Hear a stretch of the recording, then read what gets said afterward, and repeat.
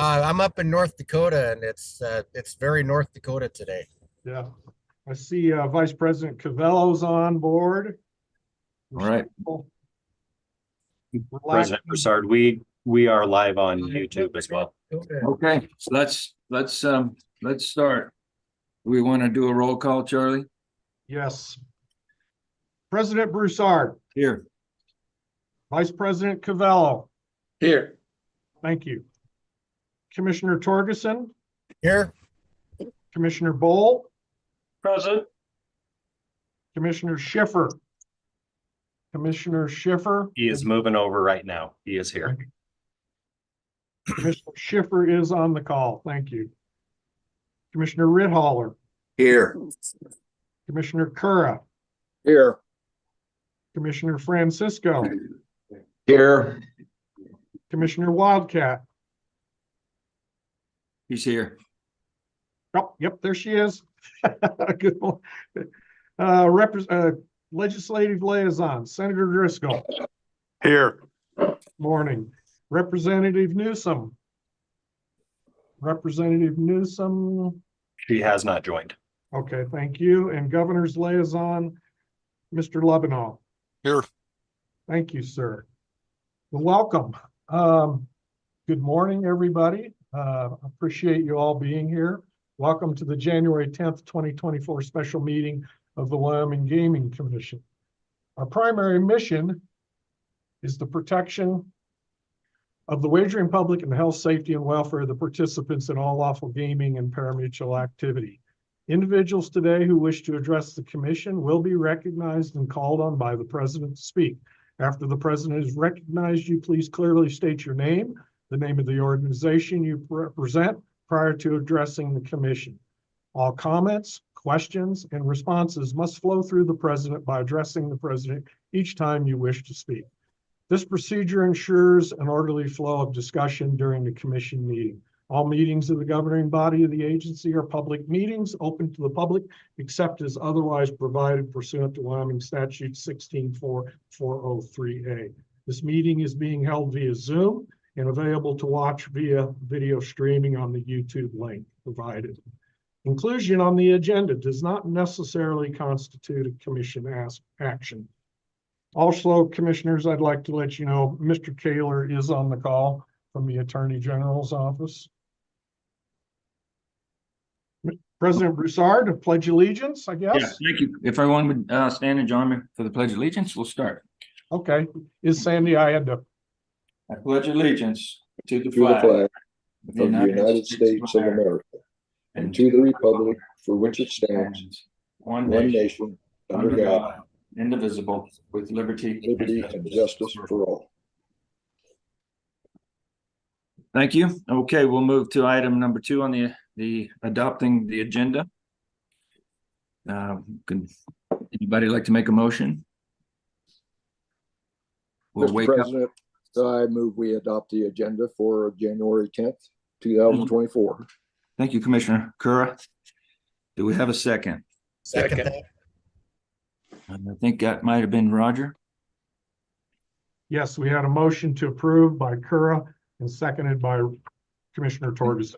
So we'll open it up for some comments, questions, anything at the moment for adopting the current agenda. Not hearing any, we'll call the roll. The roll, all in favor of adopting the agenda for today, state that by saying aye. Aye. Aye. If anyone's opposed, say Aye. If anyone's opposed, say nay. Okay, that passes. We'll move to item number 3, approval of last meeting's minutes. Do we have a motion? Mr. President, I would move to approve. Commissioner Thank you. Cavello. Thank you, Vice President. Do we have a second? Second. It was a very strong, manly voice, but I didn't catch who it was. That's fine. Francisco. Okay, okay. I'll take that one. Okay, thank you. Okay, we'll open it up for discussion. Any comments or questions regarding the minutes of November 1st and 2nd? I mean, the Not hearing any, we'll call the vote. All in favor of approval of the minutes, state that by saying aye. Aye. Anyone opposed, say nay. All right, beautiful. We'll go on to item number 4, General Commission business. I don't have anything to add to the meeting this morning. Cactus, I have you down here. Is there anything you want to make a comment about? All right, well then we will No, move, sir. we'll straight to director's report. Thank you, commissioners. Thank you, President Broussard, Vice President Covello. I appreciate it. Commissioners, just to update, we had sent out to you the other day a letter from the governor. Hope you'd had a chance to read that letter. We will discuss that in further depth here in several weeks on that letter. One of the other things that we're working on, and it came out of last meeting, is we do have the RFP out there to do the study. I'm not sure we are getting interest in that. I think the due date on that was maybe the middle of January sometime, which is just around the corner for getting that study in. Also, I circulated to you all, commissioners, and I hope you've had an opportunity to look at it, a study that was done for Nebraska. They did a very similar study on gaming and racing in Nebraska here several months ago, and they released that study. I'd circulated that to you all to look at it. Interesting enough, they talk about cannibalization. They talk about a lot of different things, and then they do talk about placement of a racino, which is a racetrack and a casino in Kimball, Nebraska. I believe that was where it is, as being a great opportunity for a racetrack. Track safety. As we all know, track safety is priority and job one. At this point, both the governor and the Wyoming Gaming Commission are concerned about track safety, as we see apparent from the emergency rules that we'll be presenting later on this morning. And this is all obviously due to the deaths that we had at the racetrack this in 2023. The Gaming Commission, just to kind of give a little update on things, we reinstated the safety committee immediately upon having the issues this summer. That group has brought forward to the commission suggestions, concerns, and we have taken those, as you'll see in the emergency rules, those bullet points, and hopefully we'll have an opportunity to review those in depth today. Governor Gordon addressed the commission on safety, underscoring his desire for safe racing and ensuring that the basis of racing was to support horse racing in the industry and not the existence of expanding historic horse racing. And then finally, working with the industry partners committed to safe racing, which the permittees that we currently have licensed are absolutely committed to racetrack safety. Another piece that we'll be bringing forth in 2024, we had hoped to have this ready in 2023, was the educational project that we've been talking about. We will be providing informational videos, printed material, additional printed material, not only for the racetracks, but also for the OTBs regarding problem gambling, AML, all the different things that the gaming industry and the horse racing industry needs, and providing those to our Wyoming citizens. But additionally, with that education project, we're going to be working, and we currently are working with local law enforcement to provide some educational information and sit down with our local law enforcement partners and help educate those folks in the gaming world. Our compliance arm has over 100 years experience in law enforcement, which is phenomenal. What we deal with is from one extreme at the racetrack with the horses and those issues, if there are any, to the other extreme, it's very high tech. It's white collar crimes and different things. And so it's a very specialized and very tedious process. And so we're going to be working again with local law enforcement, with also with the WISE Cop organization, which we are a member of.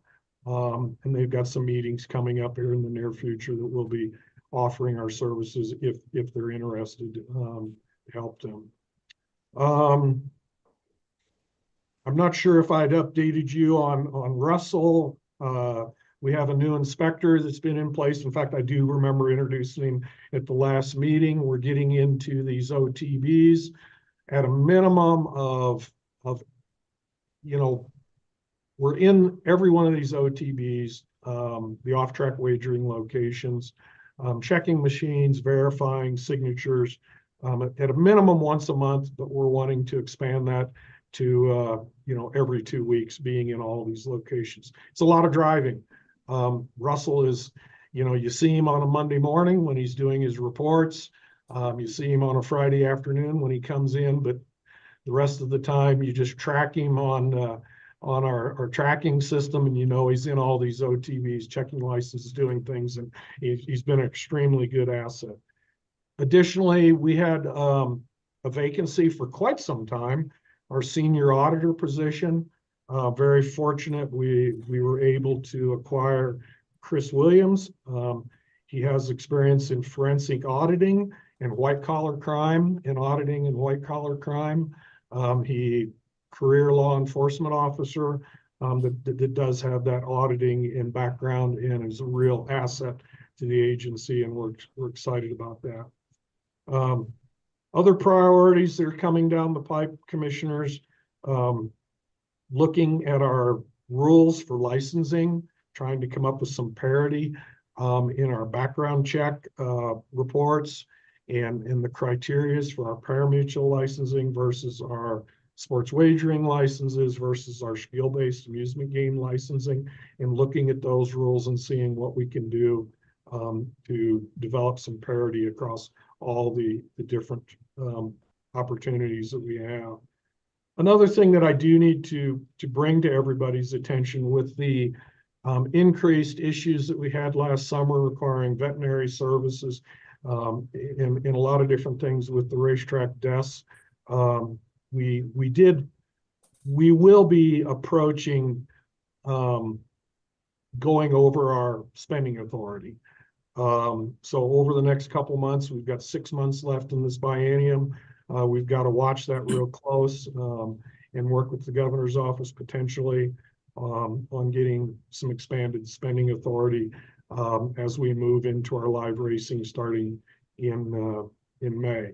So upcoming industry meetings that are happening. There was a meeting that was scheduled in just a week ago, 2 weeks ago now, in Fort Lauderdale. Nickel G's, the Sports Betting Regulators Association meeting. I canceled my attendance at that meeting. I had been registered and was going to go, but I decided it was appropriate with everything that we had happening here in the commission meeting and the budget meeting tomorrow in Cheyenne to cancel that meeting. I attended via Zoom down there. Very successful, very good meeting.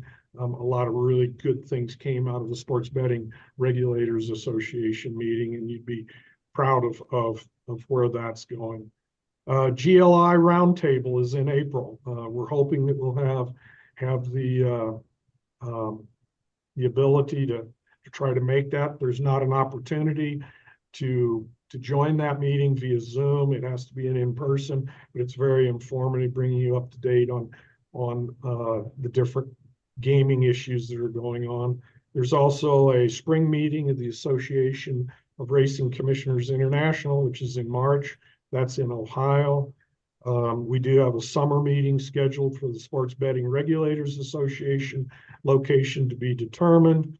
And then, of course, there's a summer Nickel G's meeting, which I'm remiss, I have not looked to see where that is. And then, of course, as everybody knows, we're working on rules. We have a ton of rules that we're working on, looking at all of our rules across all of the different venues and bringing those up in current. So that's really all I have, I think, at this point, unless there's any questions from the commissioners. If you'd like to, on anything that we talked about, I'd be more than happy to explain. We have any questions for Charlie on director's report? No, okay, thank you, Charlie. Are you also doing legislative report? Yes, I can, yes, there's really not much to update on that. Working with Senator Driscoll, Representative Newsom, DCI, we had come up with some draft legislation. I reached out to Deputy Director Moore, no relation, at DCI, day before yesterday, on where the status of that is. We had submitted that to the FBI shortly after receiving that draft bill from LSO, and disappointingly, we have not heard back yet from the FBI on that. As soon as we know something, I'll transmit that to both of our liaisons in the legislature and let them know where that is, and we'll keep you abreast of that issue. That's all, I think, unless Senator Driscoll has anything to add, or if Representative Newsom has anything.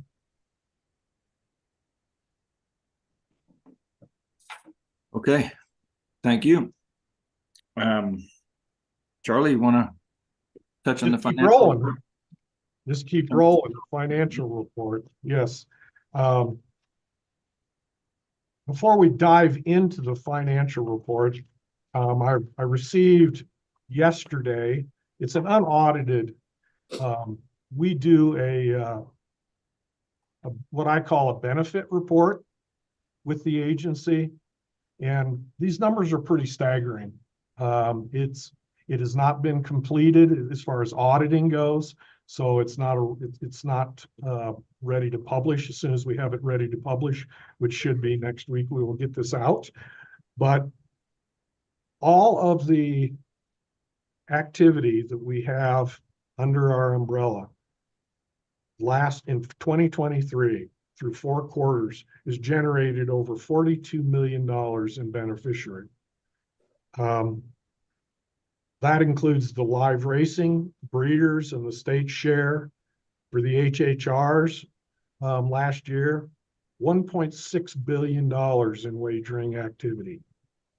The Breeders' Award Fund is going to be excuse me. I apologize, commissioners, for my desk phone ringing there. The Breeders' Award Fund is going to be in excess of $6.7 million. The state of Wyoming from the HHR, 4.2 million. The LISR account, 4.2. City and county or city funding, 8.2 million. County funding, 8.7. Skill-based amusement games, school facilities program account, 2.5 million. The state, 570,000. County distribution, 1.3 million. City distribution, 1.1 million. From the online sports wagering, this is where we don't have all of our numbers at this point. So I don't want to go too far down the road with it. They're not required to have those funds to us for another 5 days for December. But we've distributed last year to the Department of Health $600,000 to mitigate problem gambling in the state. That's phenomenal. That's wonderful. And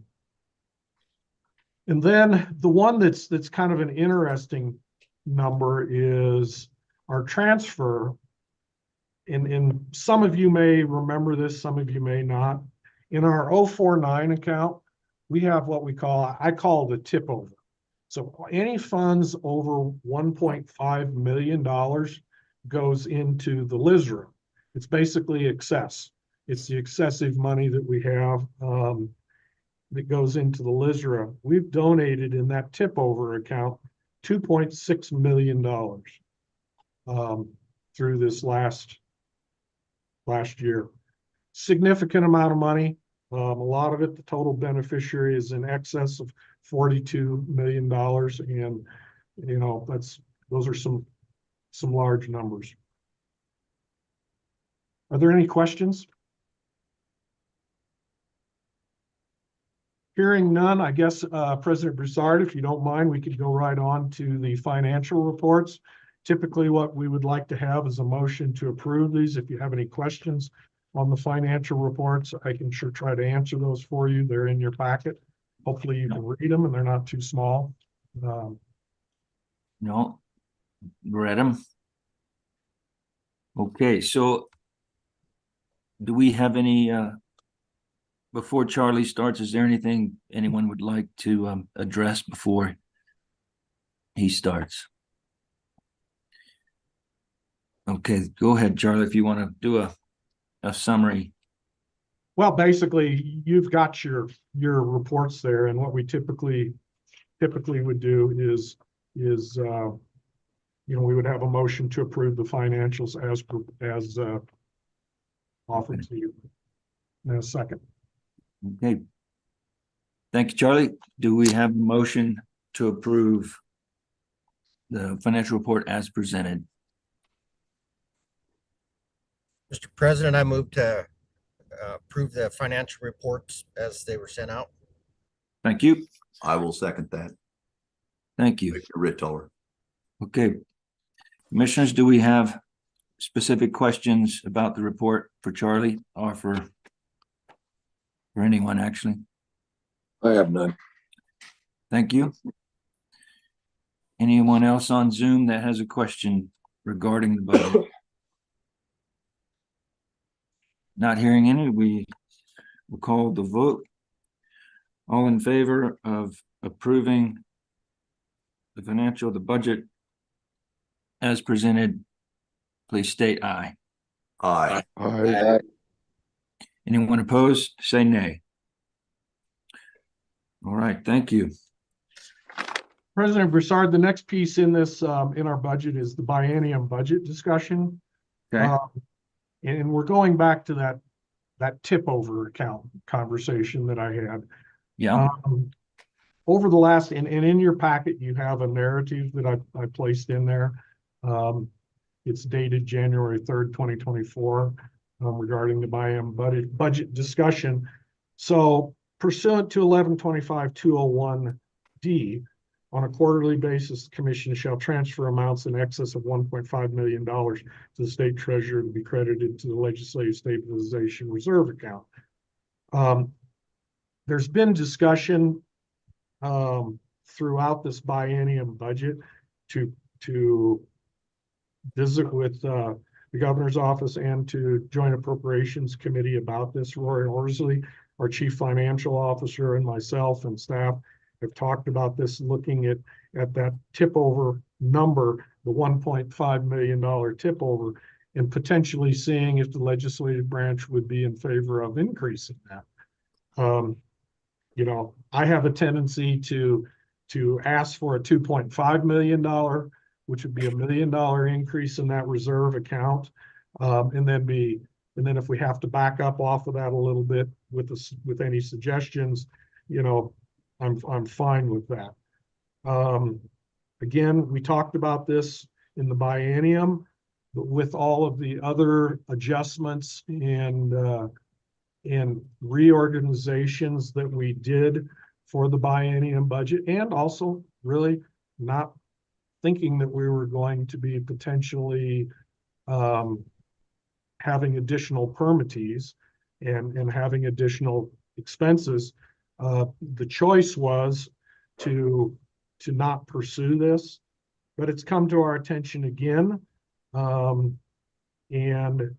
it's come up from one of our legislative liaisons to kind of look at this and get some commission discussion and potentially maybe a motion to increase it. Now, we can't increase it, you can't increase it, but basically acknowledge that there is the problem potentially, and this is what the commission would like to see, and then that allows for our liaisons or whoever wants to tackle this project to bring it to the legislative branch for discussion and potentially increasing those.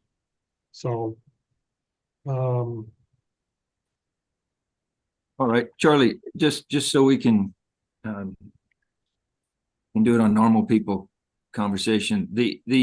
You have the normal budget that's approved, and then this money was sort of what we used to have before LISRA, where we had all the rollover money that wasn't in the budget.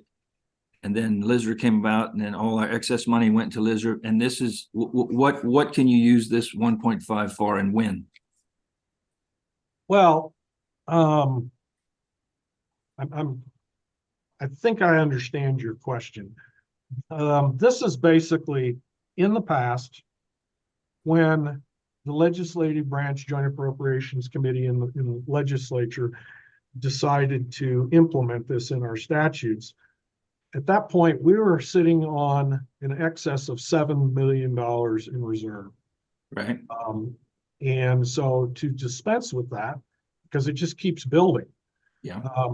They took 200,000, went to the predator management program. I believe that's the correct number, 2 million to State Fair, 4 million to the LISRA.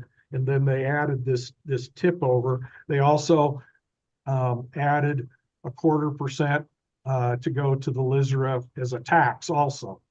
So using this funds, this is just a reserve. This just increases our current reserve, what we currently have. So just the simple question, what are the conditions where you can use this 1.5? Do you still have to go to and get supplementary budgets approved, or? Yes, I was going to get to your answer there. Again, this is the reserve. The legislature still gives us our appropriation. Still has that, and what this would do is raise that reserve to where there's the potential that this could be easier accessible in an emergency situation. And I think that maybe Senator Driscoll, I'm not sure if you're wanting to chime in on this. I am. I've been kind of sitting, I was letting you run. I was, for the commission, I was kind of the one that brought this, and that money it's just extra tax money is the way the state looks at it. And so we do appropriate it and do it. But I anticipate as you guys grow, you're going to have a bigger need, and you're going to have where you could access that money. And so for my end, I think it's common sense for the commission to ask that that money probably would either sit in a separate account before it goes to the LISRA, or it would cap and be able to be held there. But I really, with all the things coming at you folks, I think you're going to have some need to do it. And by putting in a different fund, it allows you'd still have to go through a PROPS, but also if it sat in a fund, the governor could B11 that back across to you if you got where you need another investigator, or you need another law enforcement, or you need whatever.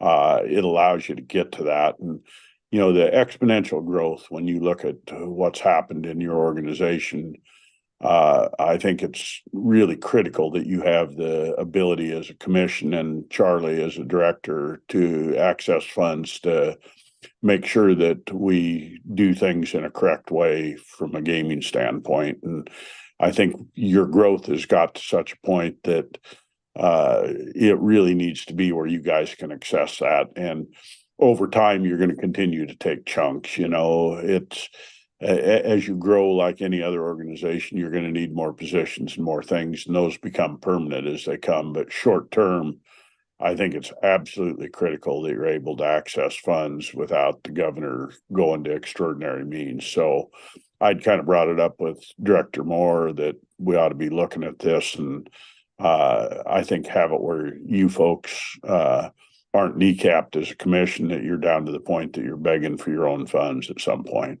So happy to help and happy to answer questions. Thank you. Thank you, Senator. So this is it's not completely appropriated. It's sort of pseudo appropriated. That's easier to get to if we have an emergency. Have we used this money before? Have we had to? No. Okay. But what's on the horizon? I'm in full agreement with the senator. I think there's a lot of uncontrollable variables out there, and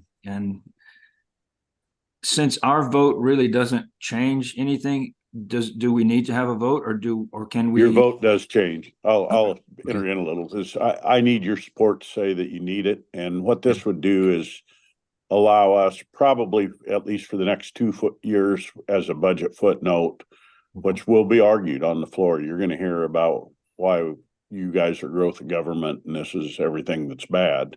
Right. You know, all businesses as they grow, obviously all areas grow. And so what it's going to do is create another pot of money out there. And by the way, you're always at the whim of the legislature. Somebody can swoop in like a hawk and steal it from you. But it creates a pot there that's accessible, that is kind of an emergency fund for you, or a fund we can start looking at growth. And I do think a vote's important for me, because when I go there, I will tell you, when you take money back out of the LISRA, that's our fund money in the legislature. And I need your support if I can get it from you. Thank you. I guess logistically and procedurally, do we vote to submit a letter to you or of our support for this, or what exactly do you need from us? That would be my ask, is to go both to the governor's office and Director Moore, so that he obviously, I can't remember if he's been in front of appropriations yet or not, but basically brings it up and asks for it. And that allows the appropriations committee, if have you already presented, Director Moore? I'm not. No, I present tomorrow. Okay.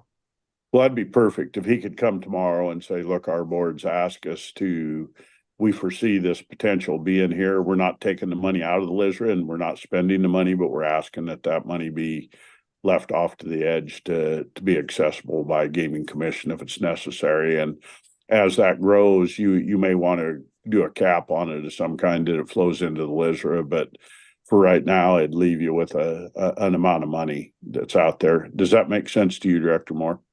Yes, absolutely. So leave it to Director Moore to kind of wordsmith it and get it where you want it. But I would say to ask for it in front of a propes, and they'll quiz the heck out of them. They're going to say, well, we've already given you 2 or 3 positions. Are you asking for more? What are you doing? And you're just saying, look, we're showing exponential growth. When you look at your guys' numbers, we're growing, and we potentially could get in a problem that we're short of money, and it leaves the governor in a tough spot, because he's basically got to be 11 out of other agencies or other areas. And I really think this makes some sense for you. Thank you. So from the commission's point of view, Charlie, you already have the vehicle, the letter, or the process in place. You already have an outline of what you need from us, and we just need to approve it. Is that what we're talking about now? I think what it would be is as simple as a motion to communicate with the legislative branch the potential need to increase the $1.5 million tip over To 2.5. to whatever. Or do we not want to put a number, or do we want to put a number? You know, that would be totally up to you. Okay. Just a request for them to reconsider it, maybe, Okay. would be as simple. Keep it real simple. Okay. Well, I think from us, I just want everybody to know what they're voting on. So if we are, if it's in general terms, just if somebody would like to make a motion, and Charlie, just guide us on that and make sure we get the correct motion. Go ahead, Vice President. Yes, President Broussard, thank you. I would like to make a motion that the commission request of the governor and of the legislature an increase to the tip over account from 1.5 million to, and I would suggest we go ahead and ask for 2.5 million. I agree. Thank you. Thank you. Do we have a second? I'll second that. I'll second that. Okay. Before we have a vote on this, is Governor Liaison, Tom Lebanon, do you have any comments? Yes, thank you, Mr. Chairman. I will tell you that I've had a couple meetings with the governor and Sarah regarding this matter, and I've also met with legislative leadership. I've briefed them about the growth you have, about what I suspect the potential problems. And let me preface this all with, I know my role. I'm just a liaison. I'm not a policymaker. You all have votes. I don't have votes. I'm just an information gatherer and carrier between you and the legislature, and you and the governor and the legislature and the governor and you all. But I've briefed the legislature on just your amazing growth. I was there when Representative Wallace started with Senator Shipper, the historic horse racing, and then it's grown in ways that we never imagined back then. And so what I've told the legislature on the governor's behalf, and not on yours because it don't work for you, is that I think that there needs to be a legislative strategic vision for gaming, that as you all as they keep adding things and cobbling things together, it stretches your staff and your abilities in lots of different ways. And I've told the governor that you all are doing a marvelous job, that your staff is doing an amazing job with what they have, but that there's a potential out there, and particularly with the volumes of money that we're seeing. You are all on track to have $1.8 billion wagered last year. I don't know what the final numbers are. I guess they'll come out next week. But the extrapolated numbers were about $1.8 billion. When you talk about those kind of volumes of money, you invite some not so nice people to come cut themselves in with the money. And I guess you all saw the press release yesterday with your gaming guy or your machine guy that is being investigated by the IRS for just that kind of stuff.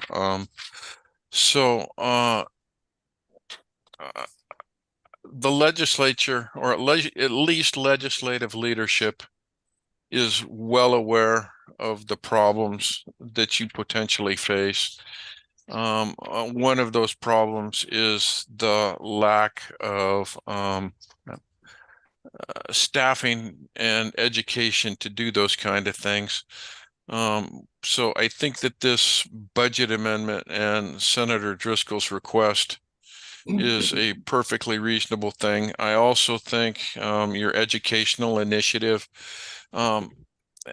gross livestock sales, according to just the gross livestock sales, not the profits. Last year, according to ANI, were $1.5 billion.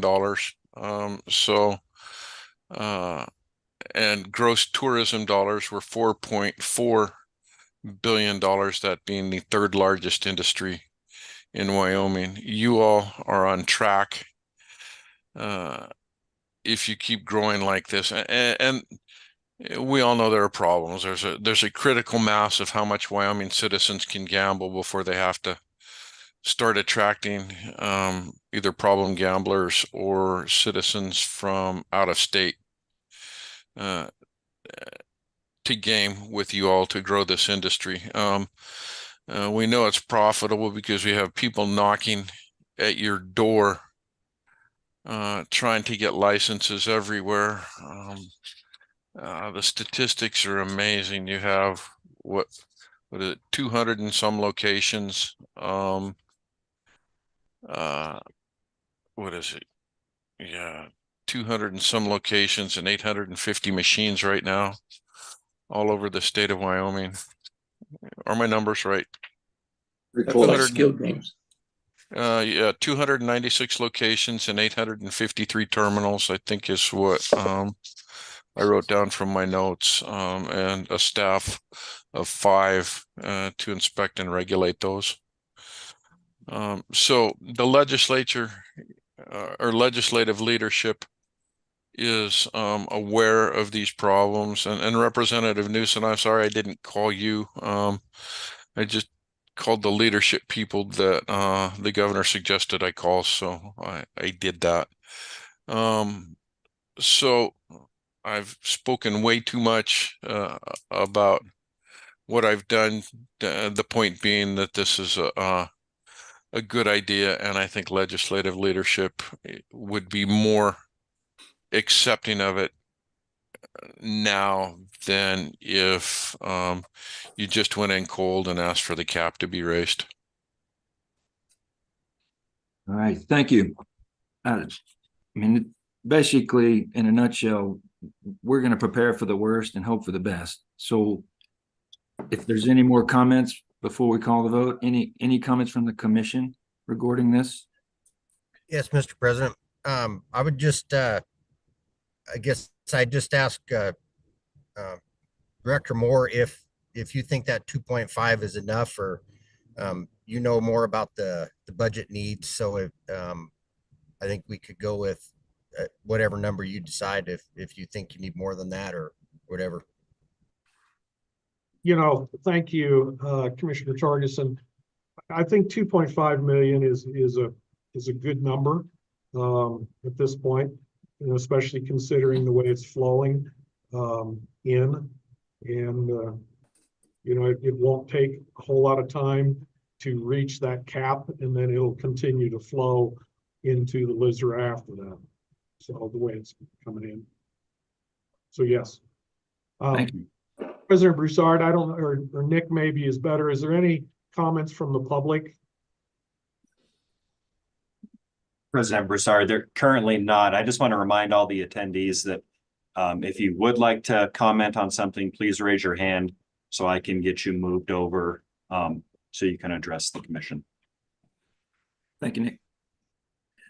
All right, do we have further comments? So nothing, Nick, from the gallery, nothing from the commission. We'll call the vote. All in favor of approving this, our opinion in this motion, please state that by voting aye. Aye. Anyone opposed, say nay. All right. Now, I guess that is just on the, that was, as far as on the agenda, that was the total of the biennium budget discussion, or do we have more discussion on that? No, that's President Broussard. That's it. We're ready to move on to item 5. Okay. Go Thank forth. you. Thank you. Thank you. Okay, so we are now item 5A, track safety emergency rules. And I know you have some good info on that, Charlie, so take it over. Yes, thank you, President Broussard. Thank you, commissioners. So we have quite a few sets of rules here to consider today. How I would ask the process to go and works best is as we go through A, B, C, and D, the staff will explain your packet and go through those and take questions, obviously, from any of you. Then we would, I think in the best interest, we would take any questions from the public at that point. Then also, at the conclusion of the run through with the commission and the staff, and then come back and work the rules if there's any amendments to them. I did notice in reading them yesterday, I had some, I noticed some typos and some different things. And so we'll have a few amendments that are just cleanup in those. So that's kind of the process.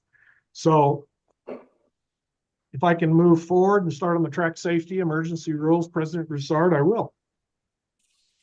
Thank you. As we all know, commissioners, the 23 racing season was very problematic with the equine deaths.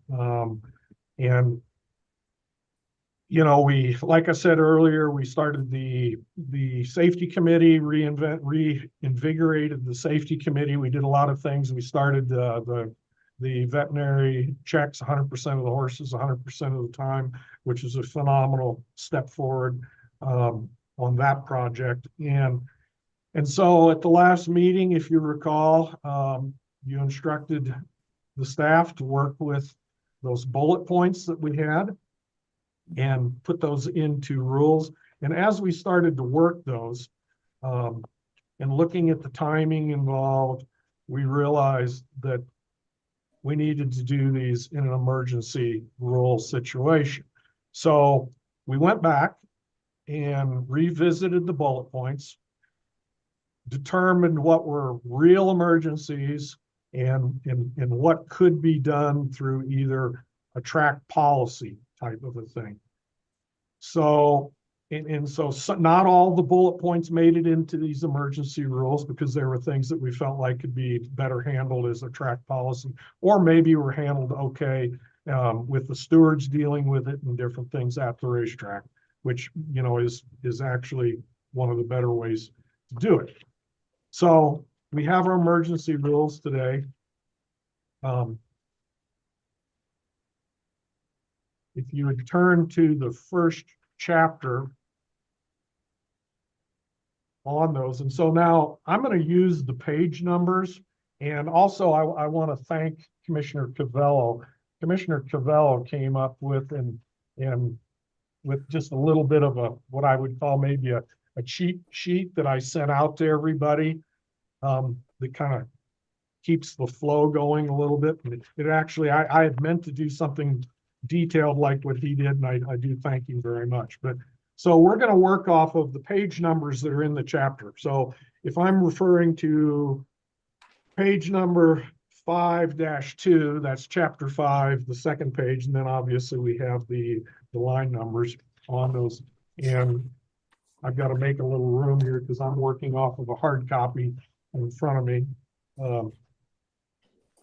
So on page -2, the first piece there, line 17 through 19, over the last several years, probably almost close to 8 years ago, the commission decided it was important to have a safety officer, safety steward. We did that. We did that without it being in rules or regulations. Felt it was important. It's worked well.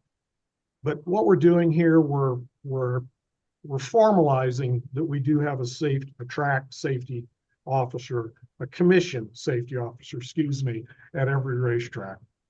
So that's what that first edition is on lines 17 and 18.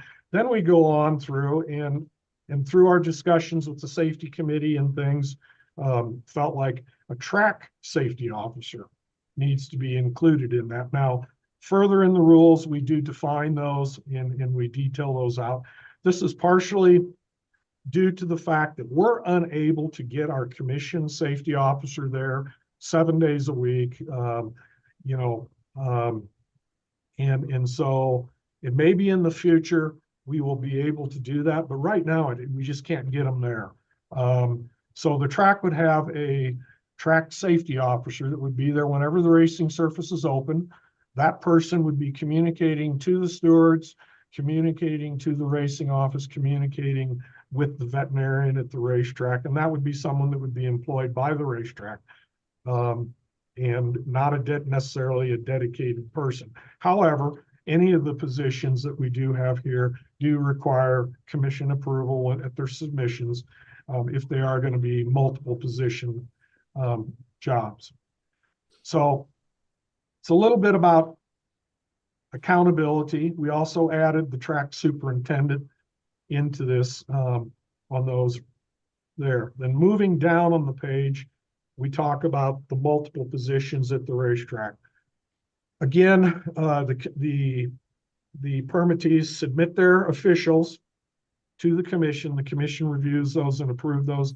In the past, quite a few of the officials have had dual positions, but we're going to require commission to approve those positions, and we're just placing it in rules again as an accountability for everybody. Now, moving down there, if you see in your highlighted sheets, lines 31, 35, and again, this is on page 5-2.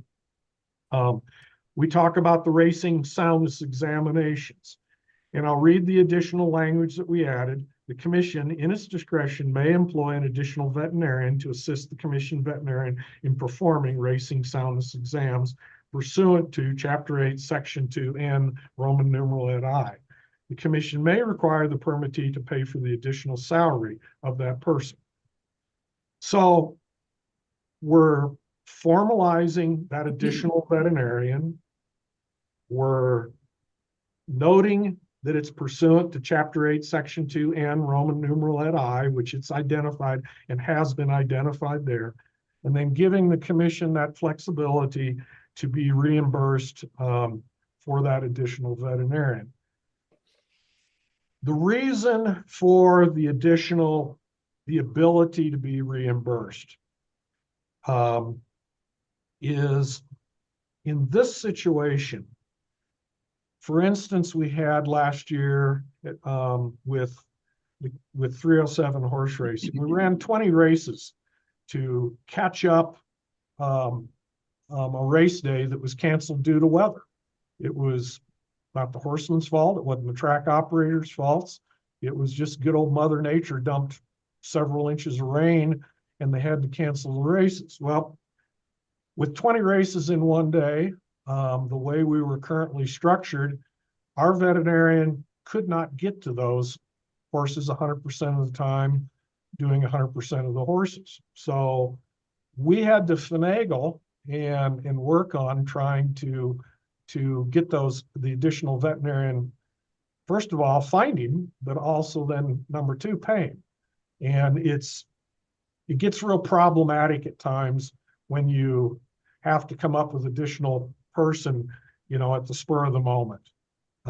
So this just makes it a little easier for us on this end. Now, with that being said, we've also adjusted the rules further in these emergency rules to give our veterinarian a longer period of time to do these vet checks. So there's the potential, because we've extended the time period for our vet checks, we may not need this additional veterinarian as often as we required it last summer after we had those initial first group of breakdowns and we determined we needed to do this. So there's a real strong that we may not have to have that additional veterinarian, but we still need to have it in our pocket. We need to have the ability to do it. And so this kind of addresses that on 5-2, lines 31 through 35. All right, thank you, Joe. Do you mind if we take some bites of this? We'll start. Do we have any questions on the 17 to 18, 5-2? Sounds good to me. So Charlie, when you're looking at 17 and 18, the highlight, we're one commission safety officer. That really is just changing the name of our safety steward. Actually, we didn't even have, I guess the short answer is yes, but we're formalizing the whole process. And one of the reasons we initially started out is calling it the commission safety steward. Pursuant to our statutes, we're unable to add an additional steward to our list. So it's our additional safety officer now. It's so formalizing it, putting it in rule to where it's in rule, because the safety officer, safety steward has never been in rules or regulations until now. But that's not adding an additional person. That's you're only with the track safety officer and the superintendent are the only two new positions. Correct. That third position is already in rules or not, we've been having a fourth steward, or yes, which will now become the commission safety officer. Is that correct? That is correct. Yes, sir. Yes. I see that President Broussard, I don't know if you noticed that we have a hand up. Sandy, yep. Go ahead, Sandy. You want to ask a question? Thank you, Mr. Chairman. Is the commission safety officer, are these, what I'm going to call new positions, are they defined somewhere? Yes. Okay. Yes, as we get to them, we'll get to another chapter and they are defined. Yes, ma'am. Great. Thank you. Thank you. Okay. So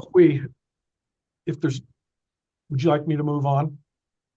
So any questions on the next portion, the second veterinarian. Any questions about that before we? No. Okay. Does anyone have questions about the emergency rule process before we go forward? No. Okay. So if everybody's, these rules will carry on without public comment, but then they will sunset in 120 days. Am I right, Charlie? The first round, partially, yes. Okay. You can re-up them for an additional 120 days if you want to. So the process, and thank you for reminding me, kind of laying out the process, and I apologize for not doing that ahead of time. Emergency rules are just that. They're, as you and I discussed earlier this week, it's a privilege. It's not a right to do this. It needs to be taken very seriously, which we do, and the governor's office does.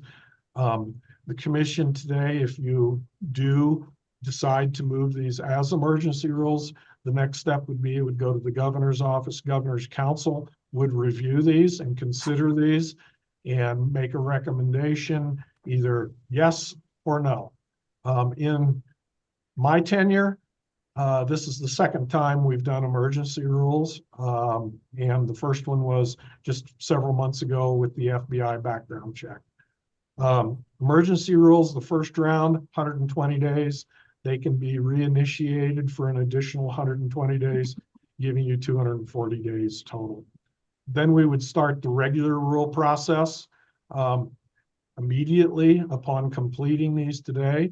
And we will, to get those in place, and that would afford public comment, would go through the regular process as normal. Thank you, Charlie. Is everybody clear on the process? Thank you. Okay, Charlie. We have two hands up. Okay. We got, how about Liaison Lebanon? Go first. Thank you, President Broussard. The governor just wanted me to pass on that he's in favor of you all moving forward with these emergency rules for track safety. Thank you. Okay, Commissioner Sheffer, you're next. Thank you, President Broussard, members of the commission. I think it's important that we be proactive as quickly as we can to react to this upcoming racing season. And if you follow horse racing, similar ideas are being put in place in other jurisdictions.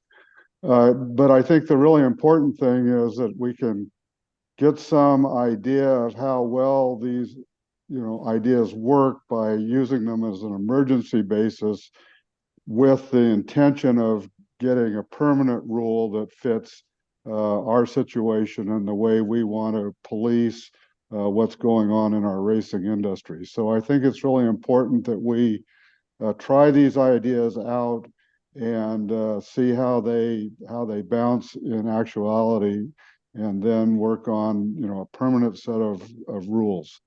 Thank you. Thank you. I agree. So we'll expedite these if we are in favor of it, and we'll have them before the racing starts, and then we'll have a formal process with lots of input from the public and everyone else. So just to put those folks at ease, there will be some comment in the future. So go ahead, Charlie, if you want to. Thank you. One other thing to note, whenever we promulgate emergency rules, at the very top of each chapter, it will say emergency rules, bold type, and then the number of days. That's required. So when we post these out there, people will know they're emergency rules, and it's very obvious to the public what has happened here. So moving on, if I may, we'll go to page 516. Again, look at the highlighted area. This is where we go into detail and we define the commission safety officer, we define the track safety officer, and we define the superintendent position. So as you look at this, you can see that the commission safety officer is fairly detailed in its definitions. That is done on purpose here to basically solidify that position and have it very clear to the individuals that we're hiring and we're paying for in their primary role. Now, on this page, there's a couple, on 516, there's a couple additions that we may want to consider that was noted by Commissioner Schiffer. On line 13, he had suggested at the end of commission safety rules there, add and other rules. That was one of his suggestions. He also on line 16, if I'm seeing that, yes, line 16, excuse me, after safety officer, add primary responsibilities. So again, the safety officer is responsible to conduct pre-race meet, track safety inspections, monitor outrider compliance, monitoring starting gate procedures, monitor the ambulance, medical personnel protocols, and then going on down, you see the whole list. Section 18, which we're adding, is the tracks safety officer. And I can read this if you'd like me to, or not. It's whatever you'd like to do, President Broussard. But we're defining it.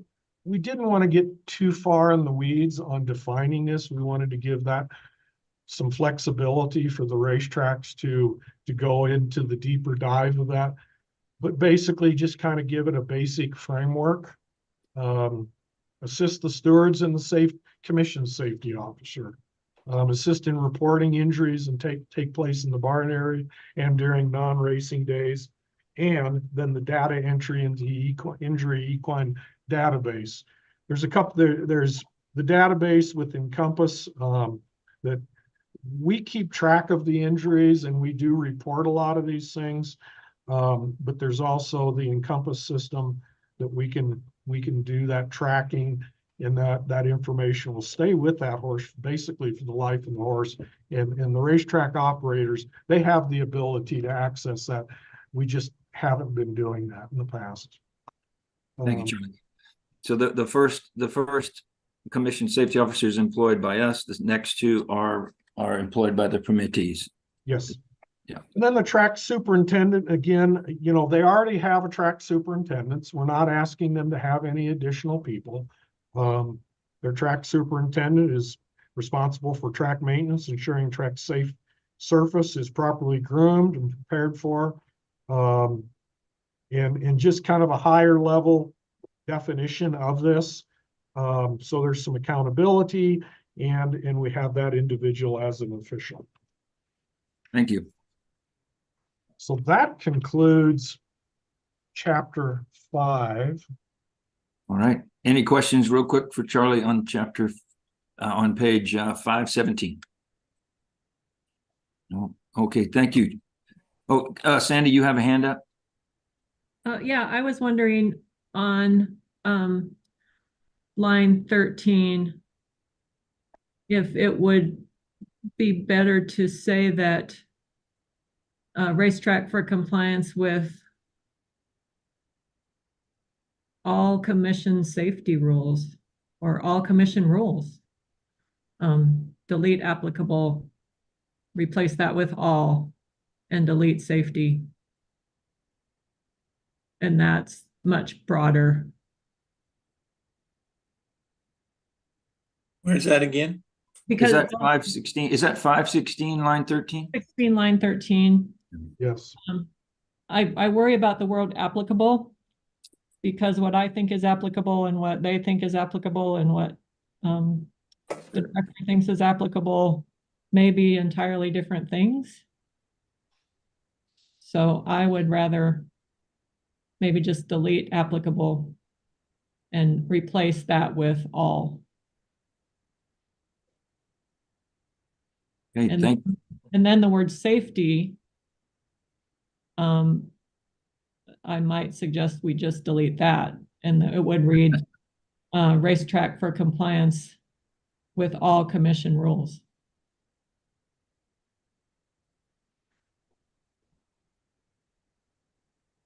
So just a suggestion. That makes perfect sense to me. You got that, Charlie? Yes. Okay. All right. Thank you, Sandy. Any other comments or questions before we move on? Seeing none, we will carry on. Charlie, thank you. Thank you. Moving on to chapter 6. And again, as noted, if we pass these through at the top of the header of chapter 6, once the governor has signed off on the emergency rules, it would say emergency rules in bold type. On page 6-2.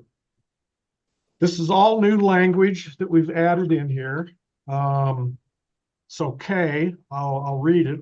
New applicants that have not previously held a live flat track racing event permit shall, comma, as a prerequisite to receiving a live event permit, comma, provide in their application a certified report from a licensed surveyor detailing the grade and measurement of the distances to be run, period. Live racing event permits shall not be issued until the track is completed and surveyed, comma, and a certified report is received, comma, and approved by the commission. For applications received prior to January 10th, we use today's date because of the meeting, 2024, but not yet approved, applicants shall be required to supplement their application with a certified report of the completed track. If there are any changes to the grade or measurement of the distances to be run, and an updated report shall be provided to the commission prior to any permitted events being run. Thank you. This is really not requiring anything. All of our current operators have provided us with survey reports. They continue to. This is again putting this down in rules and making it very clear. So, Charlie, I have a hand up. So if you want to take a pause, Roger, go ahead. Yes, Mr. President, Director Moore, do we have a published standard that a track has to fall within as far as grading and that sort of thing? You know, that's a good question. And to answer your question, no. What we always refer back to is customs of the turf. And so as far as this application here, we had discussed a lot of this, and the Association of Racing Commissioners International has a very good section on facility requirements.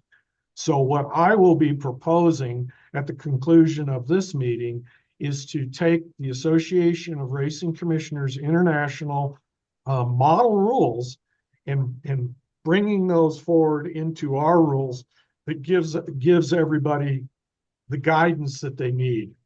You know, it's worked for a long time without necessarily needing that, but at this end, we've worked with existing tracks that are graded properly and have things. But as we have new operators come in, we need to give them a glide path, an opportunity to know what the expectations are at our racetracks. And so that would be the vision as we move forward. Get these in place, and then we're going to follow this up with a more comprehensive set that gives very clear guidance of, you know, the height of the rail, the grade, the different things that they need, the width of the racetracks, all of those things that we're saying focused on safety. Thank you, Charlie. Okay. Any questions? If not, we'll move to 6231, right, Charlie? Is that where we're at? Yes, yes. The next piece, again, added language. Operators that have previously held a live flat track event permit and that have been issued a live event for 2024 shall, no later than April 1st of 24, provide to the commission a certified report from a licensed surveyor detailing the grade and the measurement of the distance to be run. Failure to provide a certified report to the commission shall be grounds for suspension. A permittee's live event permit until such time as the report is received and approved by the commission. If there are any changes to the grade or the measurement of the distances to be run, an additional report shall be provided to the commission prior to any permitted events being run.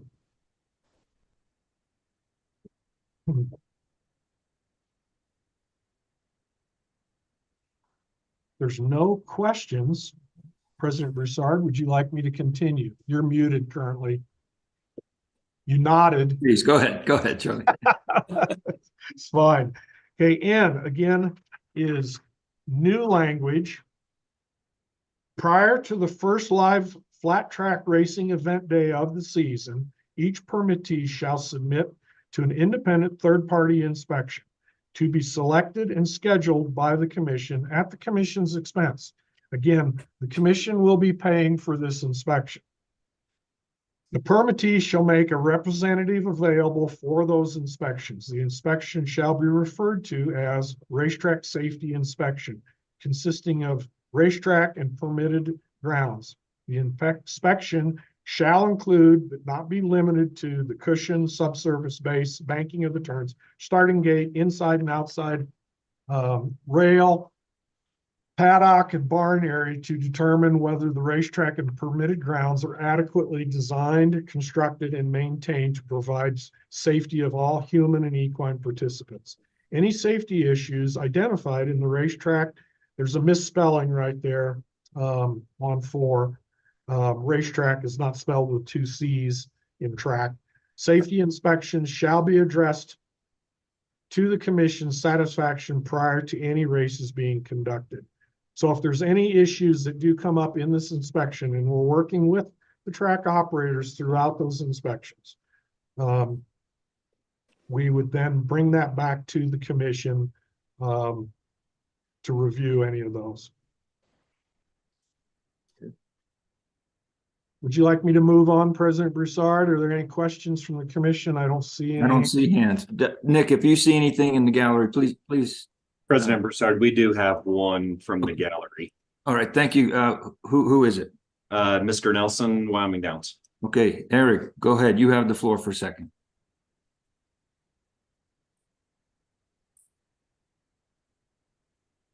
He's muted, I think. Are you talking? I have.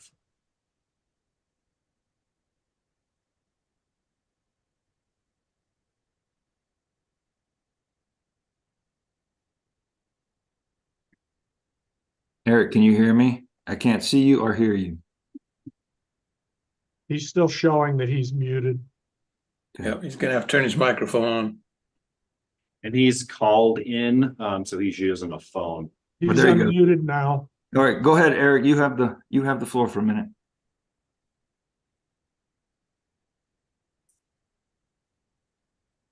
I can't believe you don't have anything to say. That's not. Mr. Nelson, you do have. Anyway, There he is. Go ahead. yeah, I don't have, guys, I don't have anything to add. That was a mistake somehow. So I don't have anything to say. Sorry about that. That's all right. It's always entertaining. Okay. Charlie, let me get back to where I was. Yeah, moving Great. on. Yep. Again, new language, N. All applicants shall provide a live event operation plan. All of our current operators have operation plans. You know, some are a little more lengthy than others, but that's not a burden on them to provide those to us. Their applications that summarizes the purposes, the proposed event operations, racetrack safety plans, and emergency contingency plans. These plans shall be approved prior to the issuance of a permit. Operators that have previously held a live event permit that have been issued a live event permit in 2024 shall provide those no later than April 1st of 2024. Why does that not sound like that flows very good? I think I got off kilter. That'll be provided to the commission, their operation and plans for approval. Again, this is, you know, we require and have operation plans for sports wagering, for skill-based amusement games. We have it for our simulcasting and everything. Again, this is just requiring something that they basically already have, covering all those different emergency contingencies and issues we would have. President Broussard, we have Mr. Joyce. I think there was some confusion between him and Eric. Okay. So He was the one that had some comments here. Okay, all right. Eugene Joyce, if you want, you have a few minutes to chime in.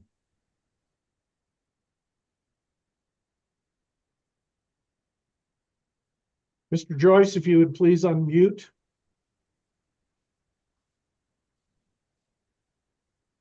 Is he the 2331 number? He is. Okay. We'll give him a minute. I would suggest, if you do want to, anyone that's listening, to join via the Zoom link with your computer, if the phones aren't working quite right.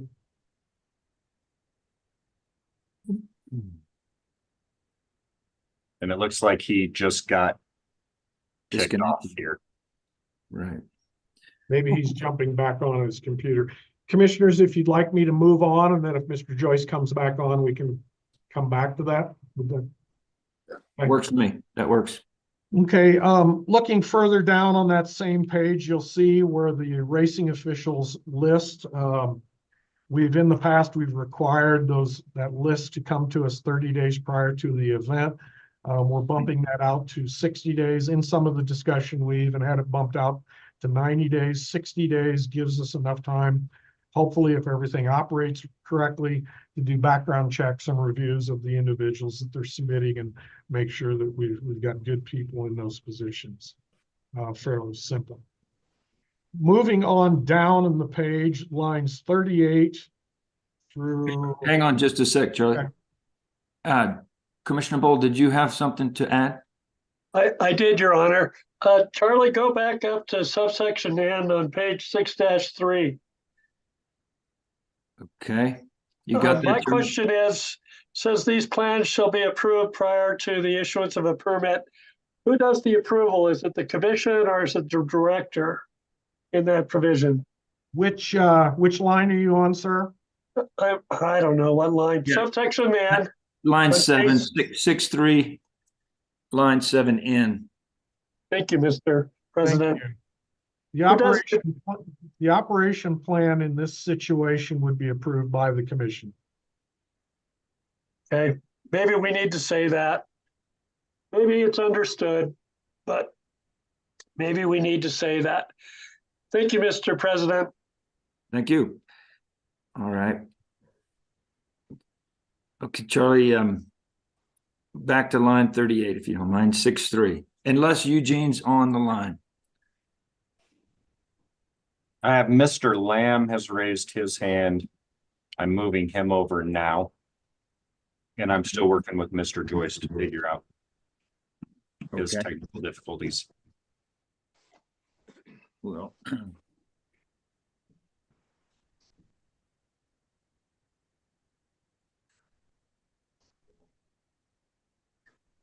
Mr. Lamb, if you'd like. I'm here. If go ahead, Frank. You have the floor for a minute. okay. Actually, I was just experimenting to see if my hand would go up, and if it wasn't working, so I text Nick and let him know. But anyway, since I do have the floor, I think, and I don't know what Eugene was going to ask about, but I assume it might be the same thing as what I might be referring to. I have absolutely no problem, and Wyoming Downs has no problem with any of these emergency rules, other than the one thing that I just don't understand is on the veterinarian to do the additional inspections who will be employed by the commission, the reimbursement by the tracks for that. You know, especially when, you know, our previous discussion, we were talking about the $2.6 million tip over that we give to LISRA, or that the commission gives to LISRA from the money that is taxed to the racetracks. You know, it just doesn't make any sense to me. And I'll give you a little history on it briefly, because it comes from the stewards part of it, because we reimburse for the stewards as well. Prior to 1987, the tracks in the state hired 2 stewards and the state hired 1.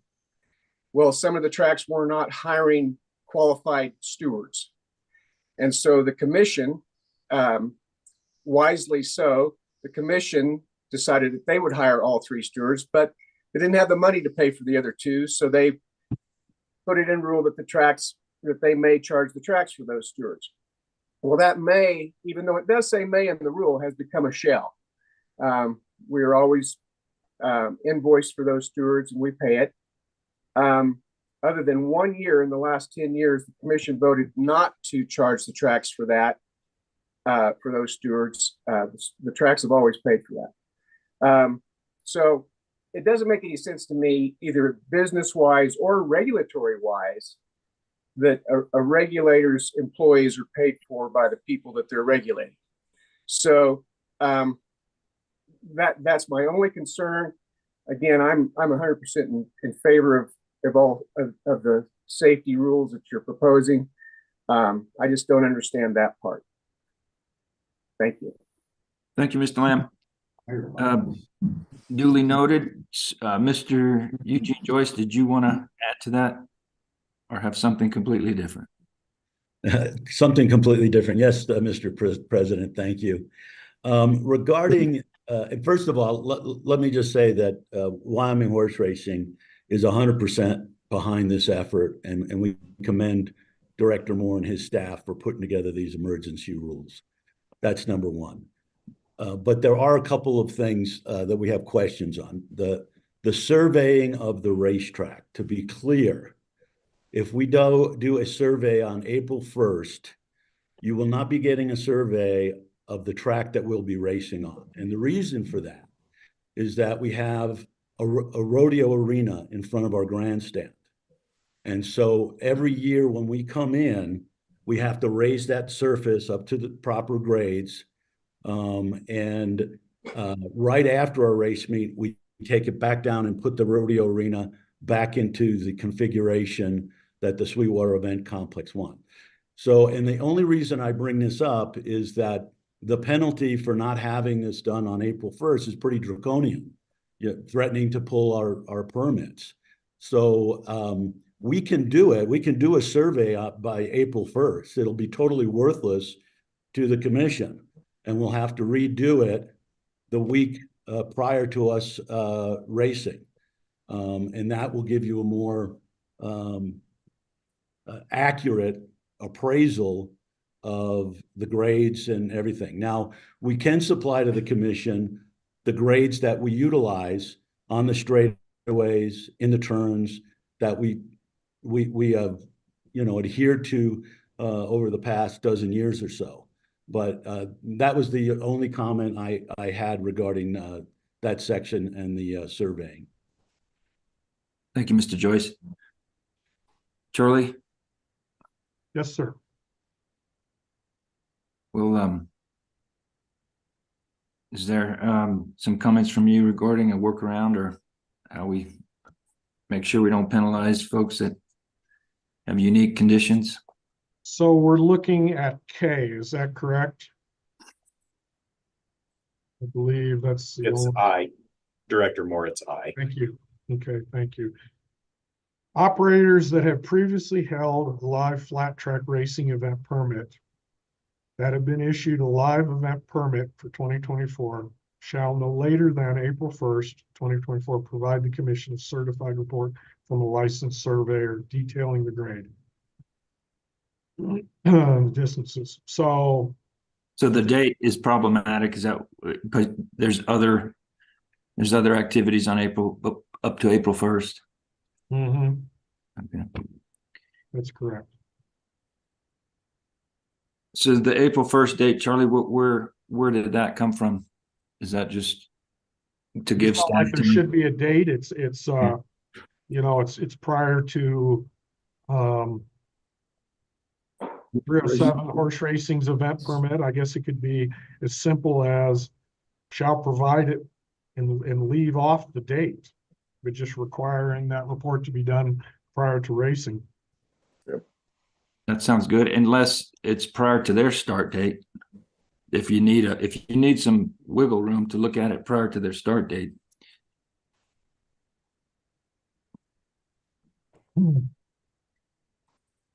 So I'm guessing, if I'm hearing commissioners, do you want me to adjust that would you suggest deleting the April 1st?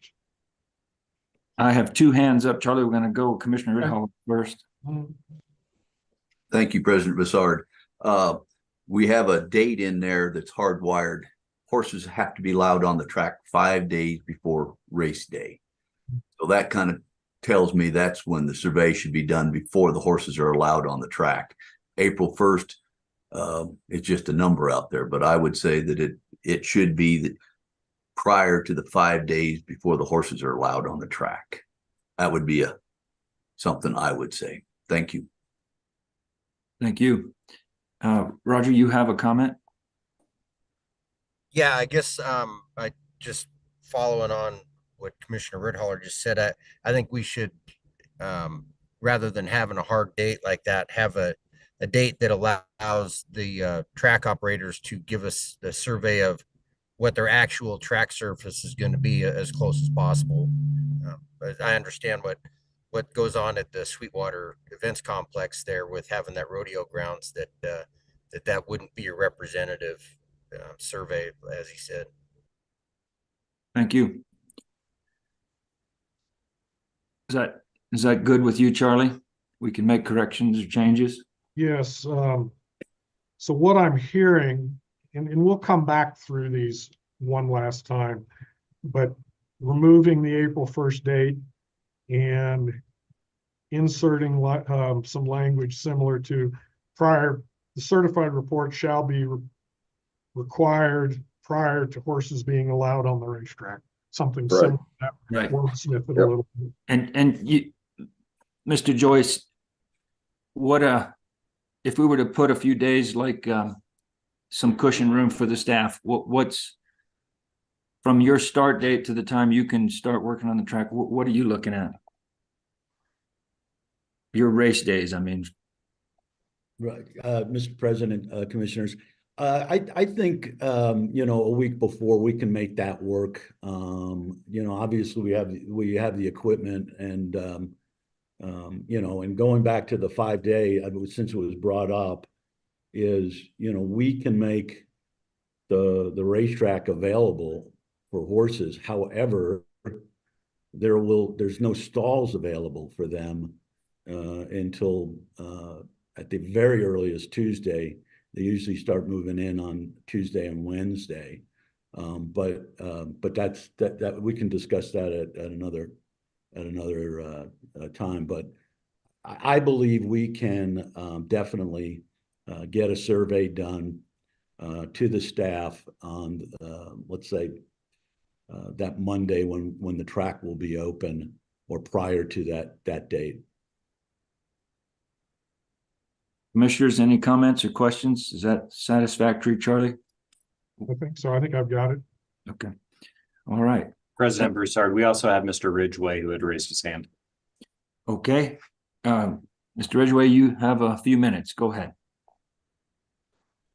Just to piggyback on some of what Wyoming Horse Racing is talking about, I don't know that specifically 307 Horse Racing has any major objections to the emergency rules. I mean, this is stuff that's come out of the safety committee. It's stuff that needs to be done.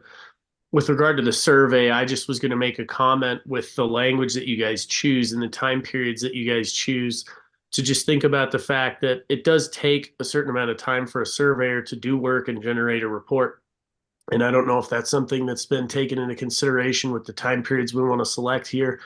And I'm not speaking specifically for Wyoming Horse Racing, but what I don't think anybody would want to have happen is you get in a jam where you're waiting for a report to come back, or the commission hasn't been able to review the report, or there's not enough time for the report to come back for the gaming commission to, if it's got objections. I don't think anybody's intent is that they don't want the race meets to occur. Right. So just making sure the language provides enough flexibility for everybody for the reports to actually get generated.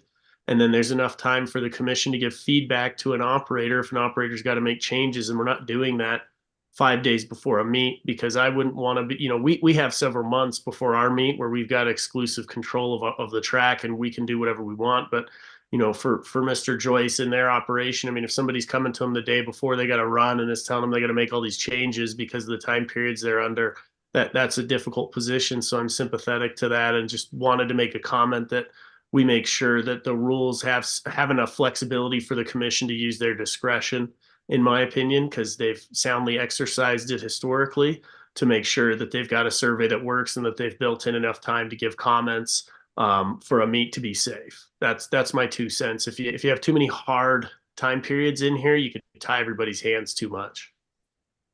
Thank you, Well Kyle. said. Yeah, and I think that's kind of where the April 1 date came, where Charlie was hoping to give the staff enough time and the commission enough time to review these things. So, but we want to make sure we have racing. So, Charlie, anything you need before we move on? I think I've made significant notes here, Okay. so I think I should be good. Thank you. Thank you for the comments, everyone. We will remember where we were now. I think We were at the bottom of 6.3. We were approaching lines 38 through 47, I believe. Okay, thank you.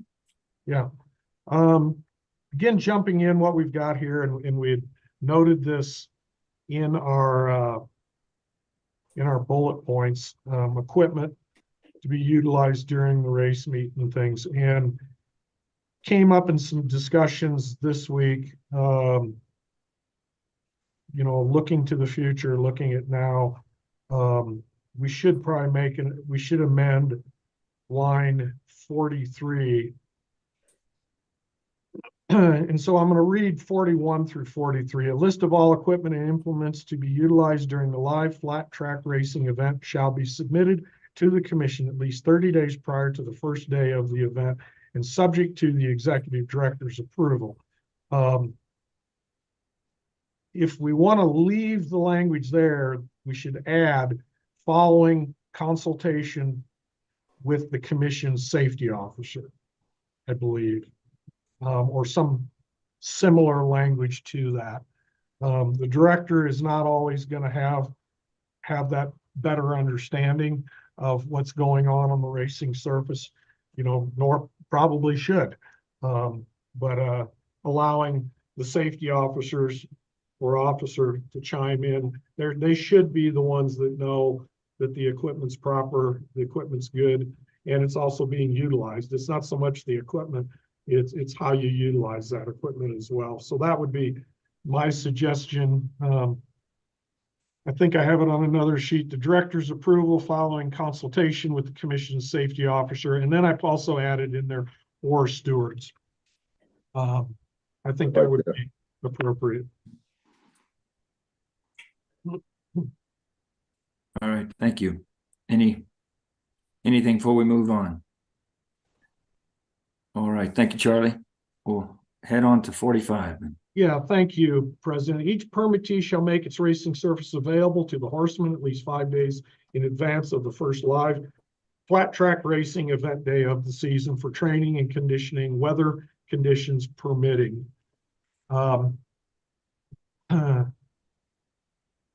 And then it goes on to read, track availability for training and conditioning for the duration of the race meet shall be posted in the racing office, which is already being done. So with our current operators, 307 horse racing typically is open, at least 20 days ahead of their race meet. Last year, I believe. Wyoming Downs is open in a similar time frame ahead of their race meet. And this was part of the discussion with horses working. The availability of horses to work on the track is where this came from. Wyoming horse racing is the only one that is currently kind of pinned in between several events. And so again, we started out at 20 days in our discussion and then realized moving it down to 5 days.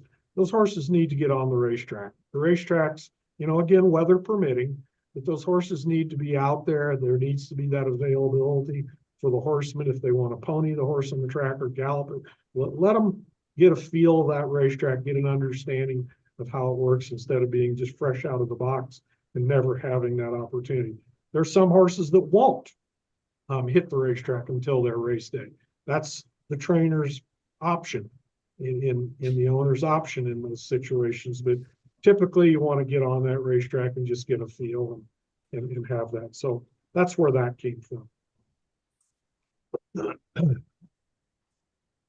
Thank you. And if I don't see any hands, we'll just carry on. Thank you, Charlie. Okay, thank you.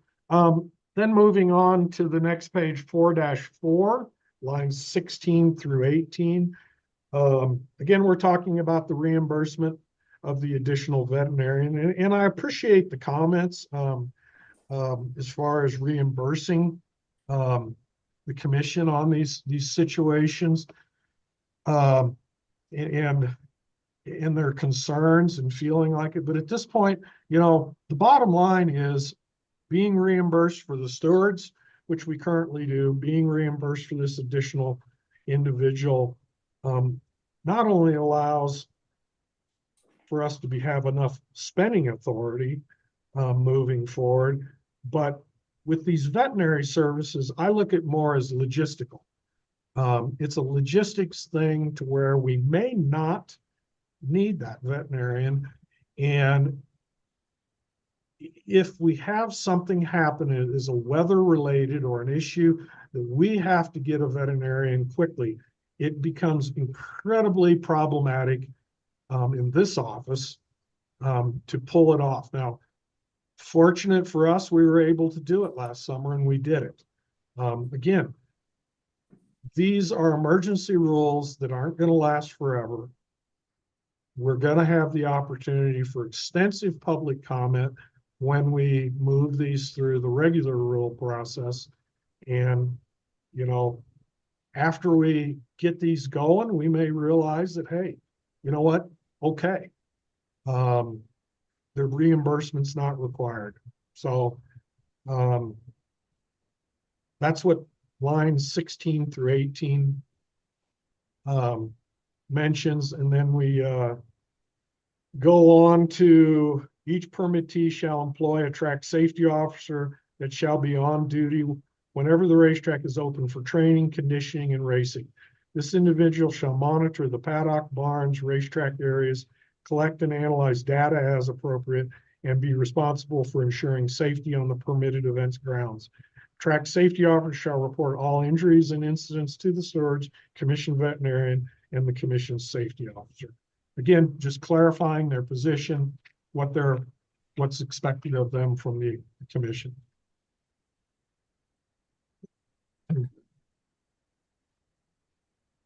You're muted. Yeah, no, if I don't see hands, but if there's nothing, Nick, we'll carry on.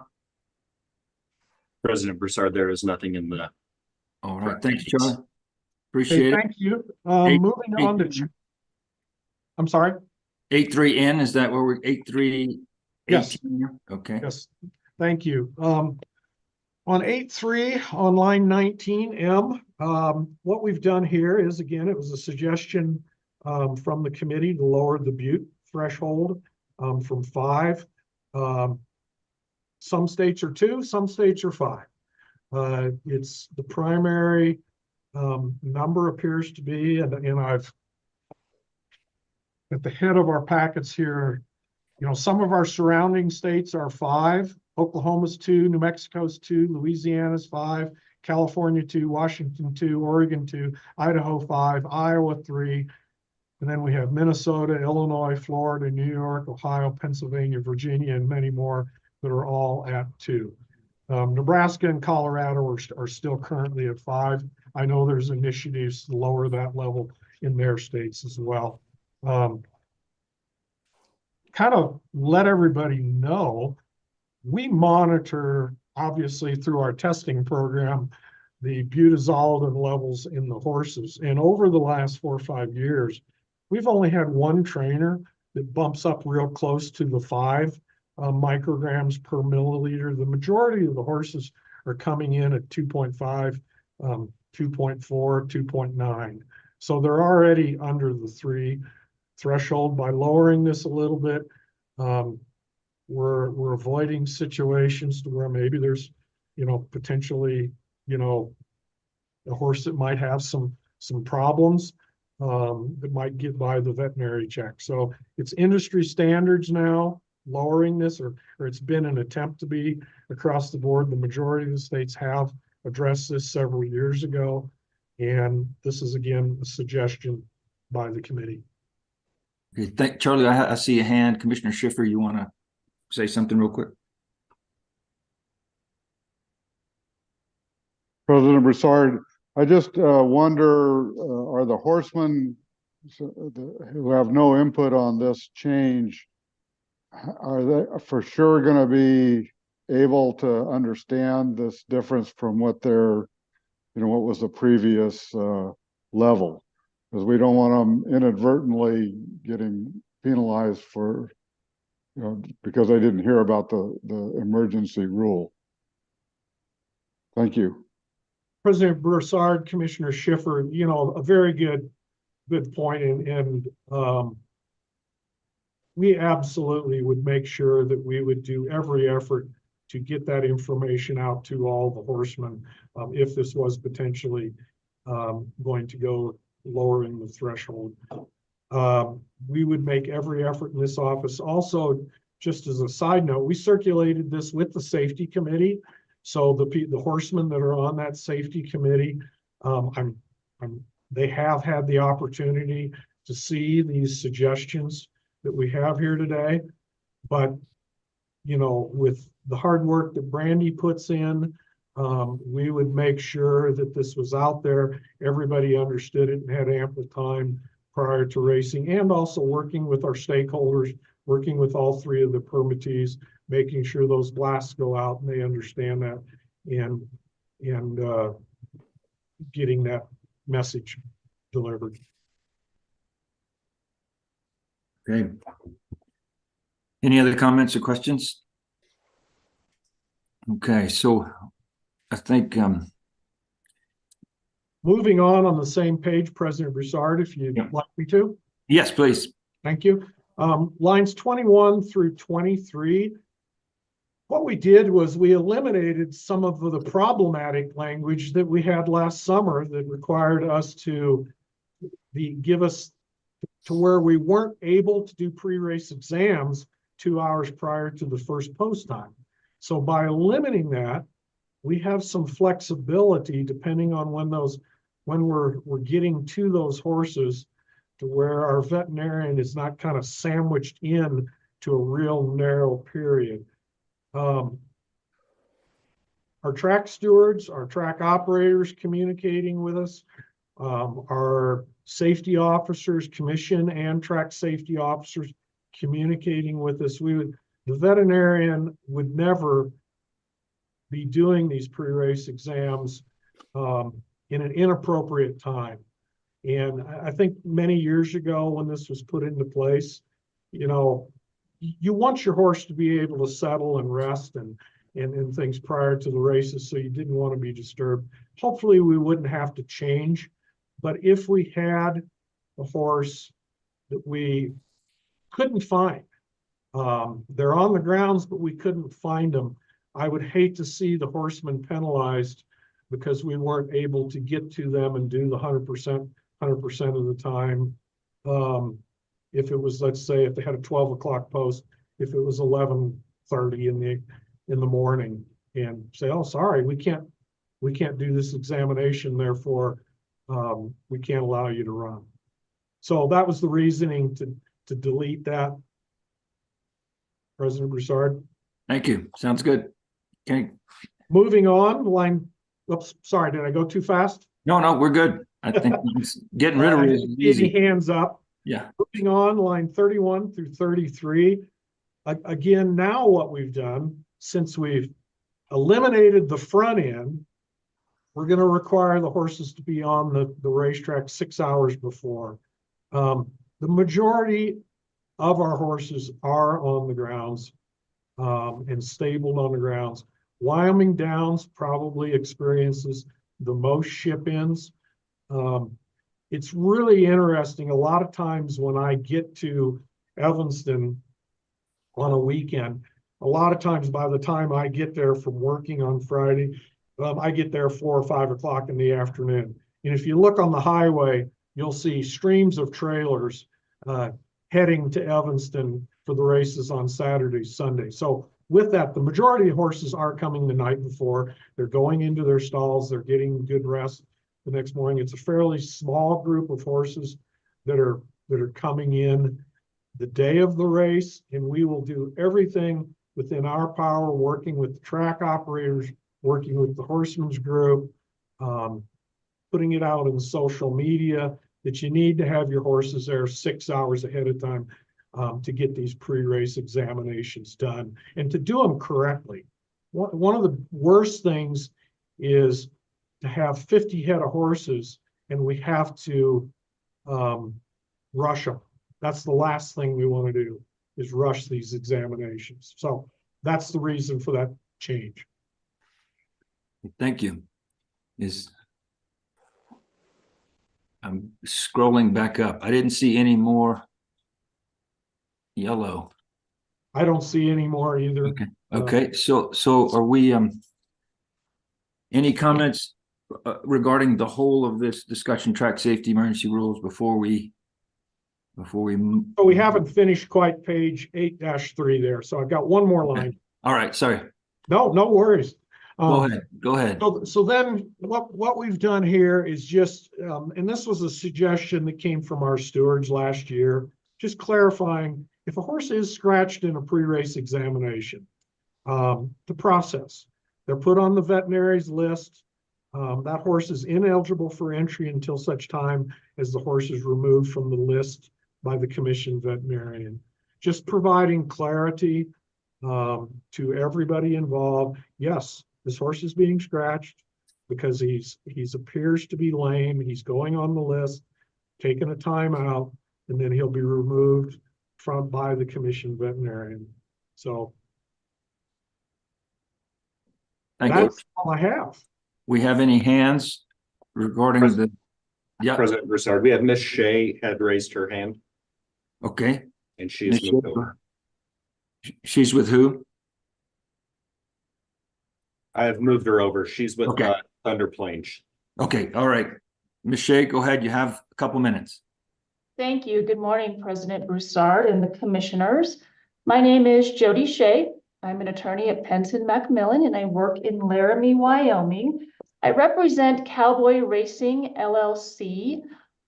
This is an entity you probably have heard about, but has since been unnamed up until this point. The principals of Cowboy Racing LLC are Will Edwards and Ryan Clement. They are Wyoming residents with deep roots in Wyoming. Cowboy Racing has proposed a new racetrack in Laramie County at a facility called Thunder Plains Racing. We have worked with the Laramie County Commissioners to satisfy all of their requirements before we are before you all. We are generally in support of the position and the direction of these safety rules. We recognize the need for safety for both the animals and the participants. Recently, we have submitted our application for a permit to conduct live race events at Thunder Plains Park. Within that permit application, we have included an engineered design drawing of the track. My clients have worked intimately with consultants and professionals in this industry to make sure that the track that they are proposing to build is safe. That is an absolute focus and priority for Cowboy Racing. And so this discussion is most timely in light of this proposal that hopefully you will be considering soon, but additionally in light of the time and focus and expense that my clients have gone to propose a first-class safe track for these races. So we are eagerly supporting these safety rules. One comment that I would offer as in light of the discussions today relates to the timing of the grading and distance certification. Specifically, I'm looking at page 6.2. The discussion with respect to having a hard date with subsection L as in Lincoln, I think probably also applies to subsection K as well. It seems that the discussion and recognition that tracks may not be ready to be run on until a short period of time before the race probably applies to new track construction as well. So I wonder if consideration of eliminating any hard dates in subsection K is appropriate in this initial review as well. I would also offer that subsection K may have some unintended consequences to other important aspects of this industry. Specifically, I'm thinking about a potential disincentive to investment into the industry if in fact a track needs to be fully constructed before an individual can actually seek a permit. I would offer that that may be a disincentive to participation in the industry, and also work up against some of the growth and economics that this commission has realized and been so proud of. So I think that that might be a point worthy of discussion as we continue to review these emergency rules, but certainly for further exploration as we work towards permanent rules. So again, we thank you for your time and consideration. We do believe that this is a really important topic. We look forward to participation in reviewing these emergency rules, working towards permanent rules. And further, we look forward to presenting to you our application for our facility and pursuing the live event permit. Hopefully we can get on your agenda here in March to visit with you about that opportunity. So thank you all for your time. We appreciate it. Thank you. Any particular comments about the item 5A track safety rules that we've just gone over before we move on? Okay, so at this point, Charlie, if we don't. President Broussard, Commissioner Rithaler has raised his hand. Okay, go ahead, Commissioner Rithaler. Thank you, President Broussard. Give me I guess I'm a little bit foggy on, there's 120 days allowed for the emergency track or the emergency rules, correct? Mm-hmm. And then an additional 120. When do they take effect? As soon as we okay them, or does the governor have to sign off? And what I guess I'm getting at, if we want to run a season with them before we make them etched in stone, I guess the 240 days will get us through the next racing season. Is that the plan? Yeah, but it'll take all the 240 to get her done. So well, there'll be a parallel process, from what I understand, of the normal rule process with comment periods and all that, but that'll be running parallel. So this will happen as soon as the governor approves them, and then after that 120 days or the 240 days expire, we should have the formal rule process. Am I right, Charlie? Is that what we're looking at? That is correct. Okay, so they will be viable for this racing season is what I'm getting at. They will be in place. Okay. That's the hope. Thank you. Okay, and having said that, at this point, we need to make a motion to approve the chunk of rules we just discussed. Well, is that right? Yes, kind of at this point. Yes. What we need to do is let's start back through and go through these with some of the proposed amendments. I may need, and this is however you want to do this, commissioners, I may need some time to put these together so we have this accurate for the record. And I think I could, if you gave me a 15-minute break potentially, something like that, I could do it, or maybe even sooner. But let's start back at the beginning, if you don't mind, and just walk through these one more time. And I hope that I've got some of my staff also on board here catching these and kind of go through these one more time. Would that be? Well, we can do it one way or the other. How I wouldn't mind a 5-minute break right now, but I don't know if Roger can do that, but we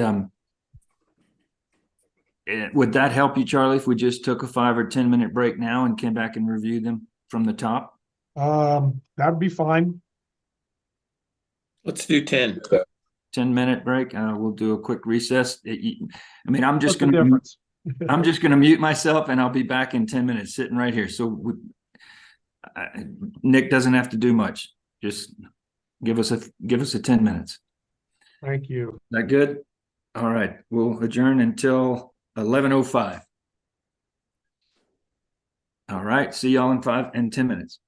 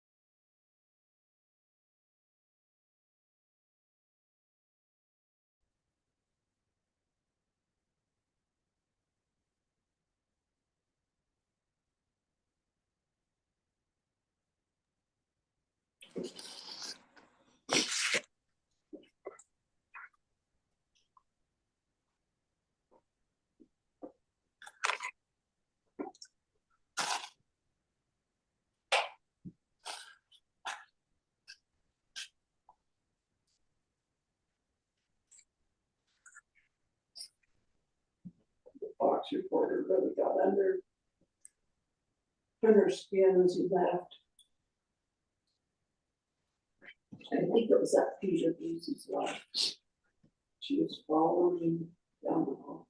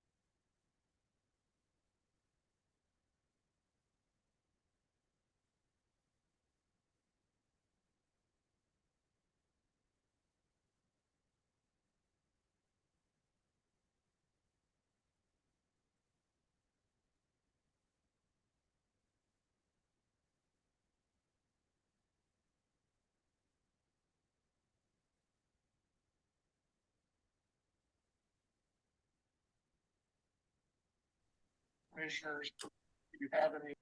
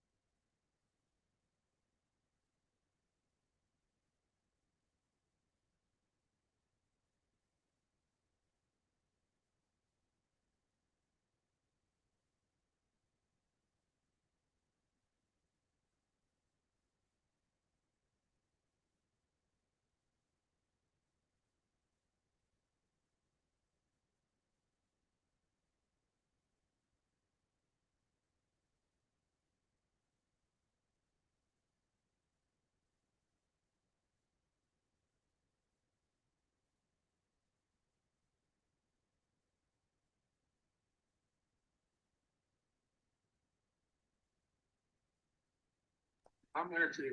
Bye. Hello, everybody. We're back. Do we want to do a quick roll call, Charlie? Make sure we're all here. Yes, that's what I would love to do.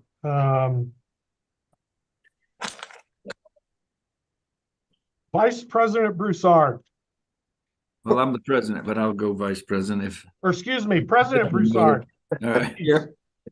I apologize. I'm Ooh. trying to find my sheet. Here. Vice President Covello. Here. Thank you. Commissioner Torgerson. Here. Thank you. Commissioner Bowl. Here. Thank you. Commissioner Schiffer. Here. Thank you. Commissioner Ritholler. Here. Thank you. Commissioner Cura. Here. Thank you. Commissioner Francisco. Here. Thank you. Commissioner Wildcat. Thank you. I see you. And then we have Senator Driscoll, Representative Newsom, and Governor's Liaison, Mr. Lubinow. So, commissioners, what we'll do is we'll go back from the beginning. We'll go through these page by page. President Broussard, shall we? Yeah, so we're gonna, each yellow item chapter will have to approve with a voice vote. Is that correct? Correct. All right, I'm ready. If the commission's ready, I'm ready. Okay. I'm going to jump in on page 5-2. Commissioners, are there any changes, any amendments that you would like to make to page 5-2? Yeah, I don't see any. Nick, is there anything from the commission that I missed? President Broussard. Yep. There is not. Okay, thank you, Nick. So we'll entertain a motion to approve this page of the emergency rules. Correct. Do I have a motion? So moved. Second. Mr. President, this is Commissioner Ball. I'd make that motion. Thank you. We have a first and a second. Any additional comments before we vote? Hearing or seeing none, we will call the vote. All in favor, say aye. Aye. Aye. We have someone opposed, say nay. All right, thank you, Charlie. We will move. Thank you. On page 5-16. 5-16. So commissioners, in our discussion, and what I would ask of you is make a motion to make the changes, but what we discussed on line 13 to delete applicable commission safety rules and insert all commission rules after the width. We'll put it there. And then the other change was on line 16. After safety officer, insert primary. The line would read safety officer's primary responsibility shall include but not limited to. Thank you. And that's the only changes that were made on 5-16, correct?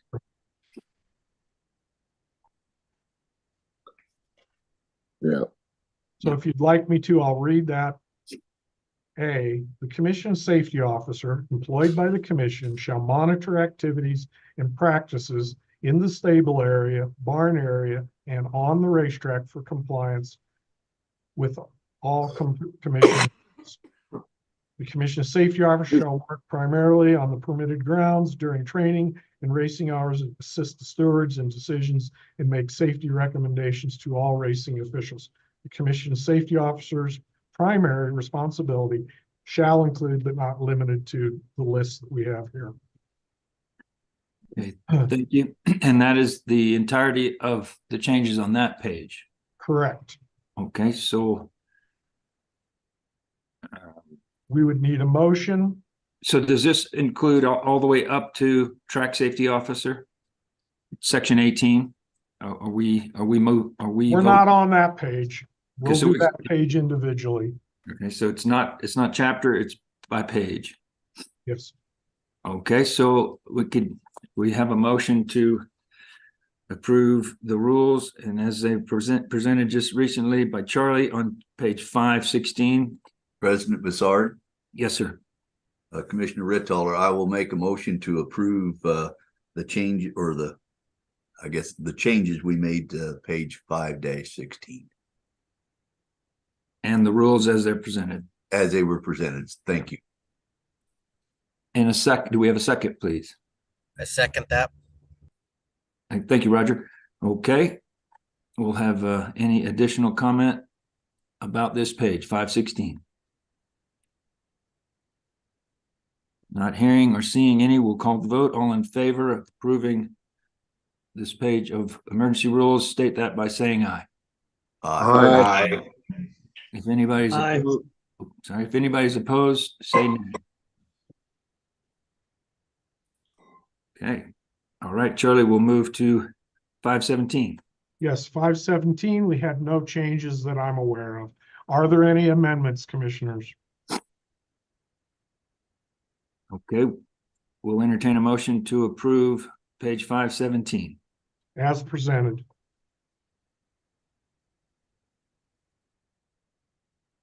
We have Mr. President, I'll move to approve page 517 as presented.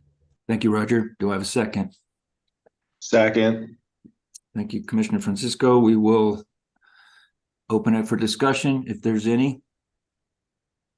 Looking for hands, don't see any.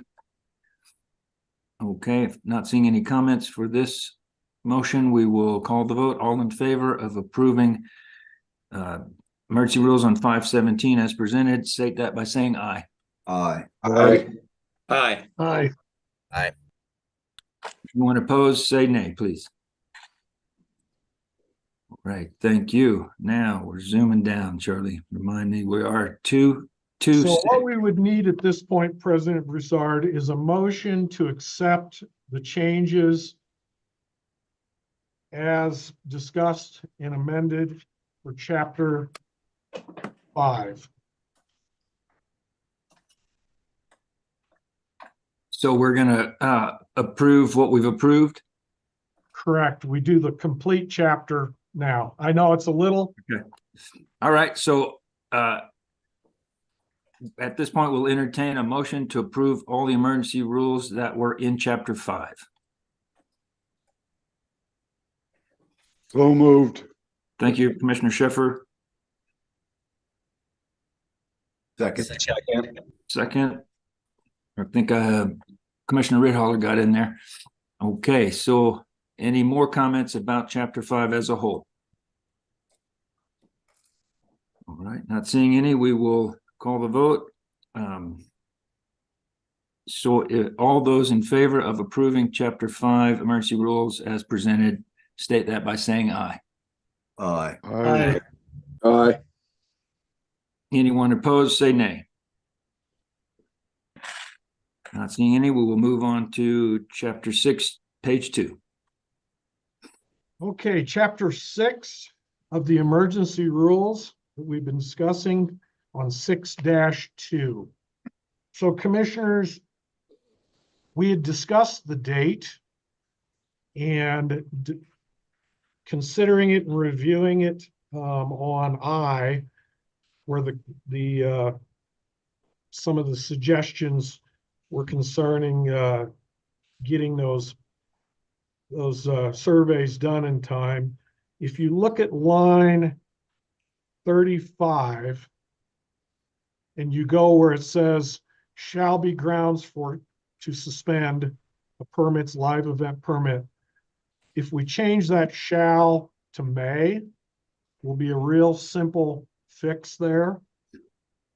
I discussed this with our counsel and he agreed that would be a real simple solution to the problem without changing any of the dates. Because we want to be reasonable and in looking at the different things, we darn sure don't want to put anybody out. So by changing that to the May, it covers it without removing the dates. Okay. So are we, is that the only change on that page then? 6-2. That's the only change I have unless anyone else wants to make an amendment to those. All right, well, we'll entertain a motion now to approve the rules with the current change for page, for chapter 6, page 2. Anyone would like to make a motion? Or is there any amendments, additional amendments?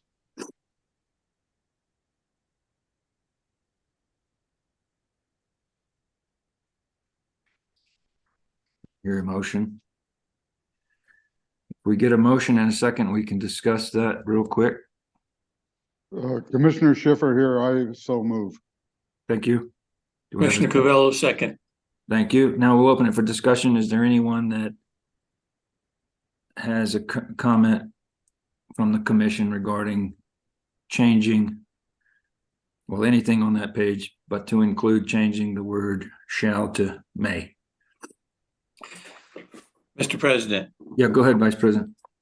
Yes, thank you. My only question to that is by changing shall to may doesn't require us to put them, but does it still leave it open that they're not comfortable knowing whether we would or not if they don't receive it in time? And obviously the reasons why they couldn't would be obviously reasonable to us, but I just wonder for the permittees, does it make them feel comfortable enough knowing that we're not going to all of a sudden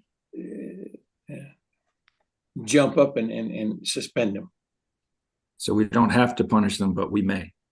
Yeah, that's. Yeah. Do we have a comment from, do we have a concern or comment from someone other than the commission? I have Commissioner Bowles' hand. Are you wanting to say something? Yeah, I'm, Charlie, I need some clarification. So we would say may no later than April 1st, 2024, and you think that fixes the problem? No. No, I think the may is somewhere else. Okay, so I'm confused. I need clarification, please. No problem. President Broussard, Commissioner Bowl, if you look at line 35, where the shall mid-sentence is there, we change that shall to a may. Read the provision for me, Charlie, as Absolutely. you would have it changed. Absolutely. I'll read the whole piece. Operators that have previously held a live flat track racing event permit and that have been issued a live event permit for 2024 shall no later than April 1st provide to the commission a certified report from a licensed surveying and detailing the grade and measurement of the distances to be run. Failure to provide a certified report to the commission may, replacing shall with may be grounds to suspend a permit's live event permit. Okay. Such time as it's certified, so on and so forth.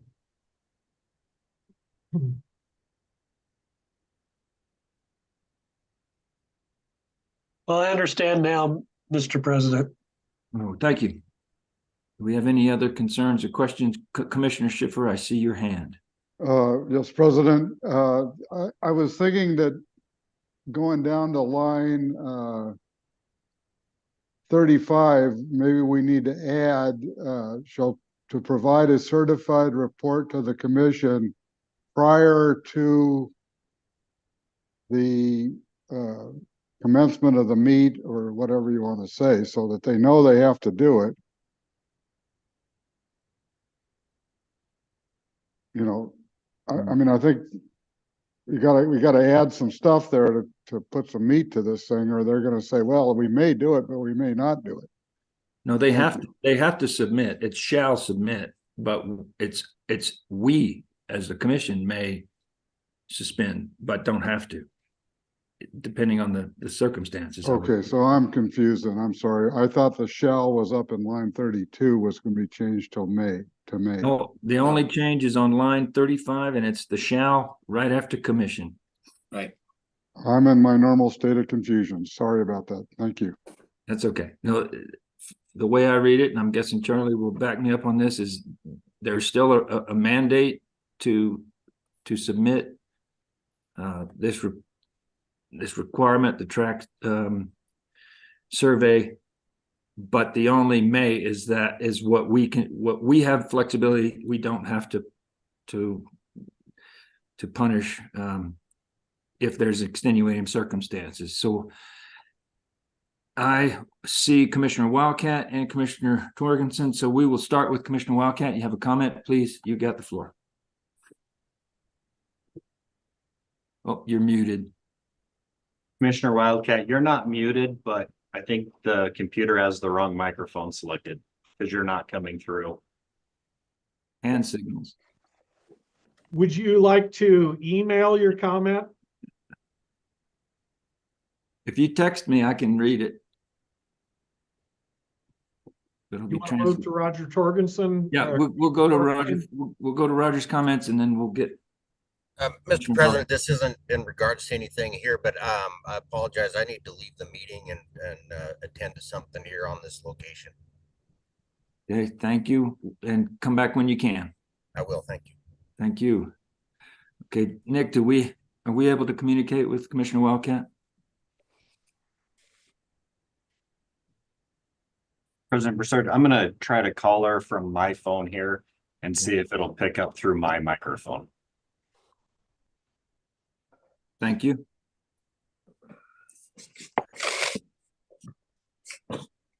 Challenges of technology. Gremlins.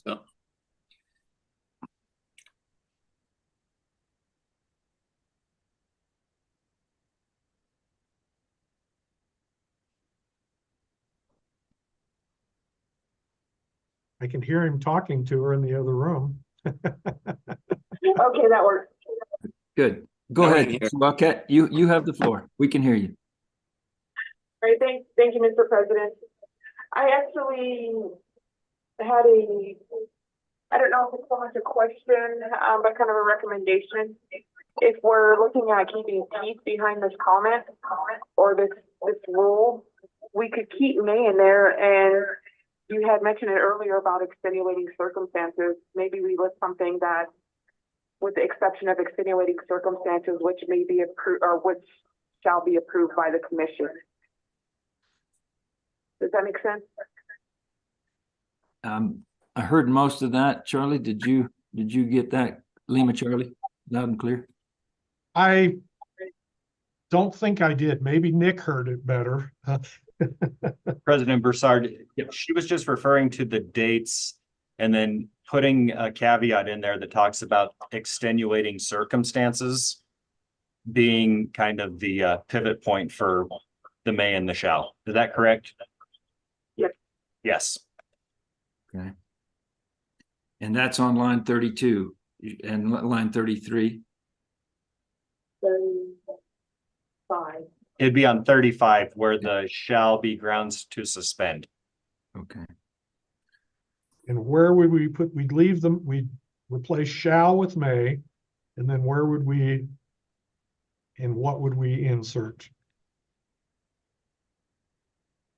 Depending on circumstances, is that what I heard? That's correct. We'd have to wordsmith that a little bit. Okay. Depending on extenuating circumstances. Mr. Kaler, do you have any suggestions? Sorry. Mr. President? Yeah, go ahead, Mike.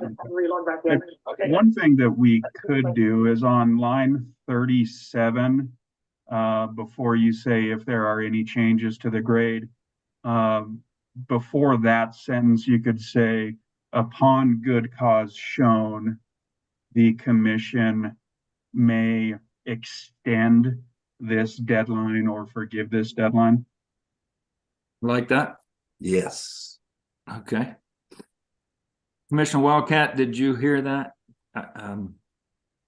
We lost her photo. She did, and she gave a thumbs up. Okay, great.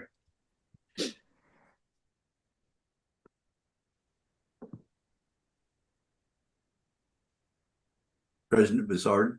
Yes, sir. Do we have that read back as it's going to be? Sure. I think Charlie's writing right now. So just a quick recap. I think we'll continue to change May right after commission on line 35, but then we'll add that we could also have the flexibility to change the deadline date as a commission. I think that's the gist of what Mike said. Am I right, Mike? Just give me a nod.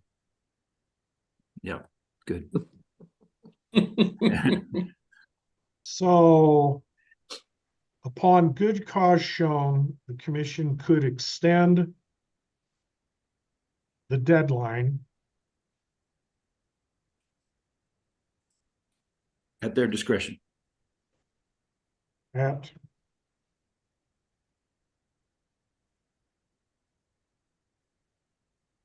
that would come in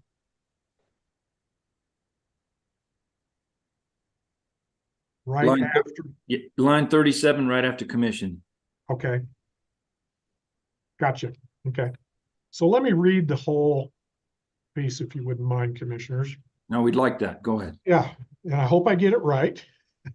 If not, we will wordsmith it because I think we have a really clear understanding of what the commission is wanting to do here. Operators that have previously held a live flat track racing event permit and that have been issued a live event permit for 2024 shall, no later than April 1st, 2024, provide to the commission a certified report from a licensed surveyor detailing the grade and measurement of the distances to be run, period. Failure to provide a certified report to the commission may be grounds for suspension. A permittee's live event permit until such time as the certified report is received and approved by the commission. Upon good cause shown, the commission could extend the deadline at their discretion. Period. If there are any changes to the grade or measurement of the distance to be run, an updated report shall be provided to the commission prior to any permitted events being run. Okay. Mike, nod. With Mr. President, I would just recommend using the word may extend instead of could extend. Okay. But other than that, that's good. Thank you. Thank you, Mr. Kaler. Anything else? Just pertaining to I. Okay. Were there any changes on M, Charlie? None that I had. Okay. So before we make a motion, just make sure everybody's comfortable with what and clear understanding of what's on page 6.2. Anything else the commission needs clarified? Okay, so at this point, if it's acceptable, we will entertain a motion to approve the rules on chapter 6, page 2. Do we have a motion on the floor? Oh, we do. Okay, sorry. I got confused. It's the first time in 19 years. All right. So we've had discussion and we've made some changes. Do we need to revise our motion? Commissioner Covello, you made the motion. And I will accept those changes. Thank you. And we had a second, and that was by, I apologize, I didn't write that down. I think it was Commissioner Curra, wasn't it? Well, it might have been Roger, but we'll make it Curra. Yeah, since Roger's missing, I'll take over. Okay, thank you. So we have a motion on the floor. We had had changes. Procedurally, I believe we're okay. Is that right, Mr. Kaler? Yes. Thumbs up? Yeah, Nick, is Commissioner Wildcat thumbing up? Because I don't see. She was trying to reconnect to fix her microphone issue. I'm watching for her. She has not logged back in yet. Okay. Without her and without Roger, do we have a quorum? Yes. Okay. All right. So at this point, we have a motion and a second. Any further comments or questions? I don't want to exclude Commissioner Wildcat if he has anything else, but I will give her 20 more seconds.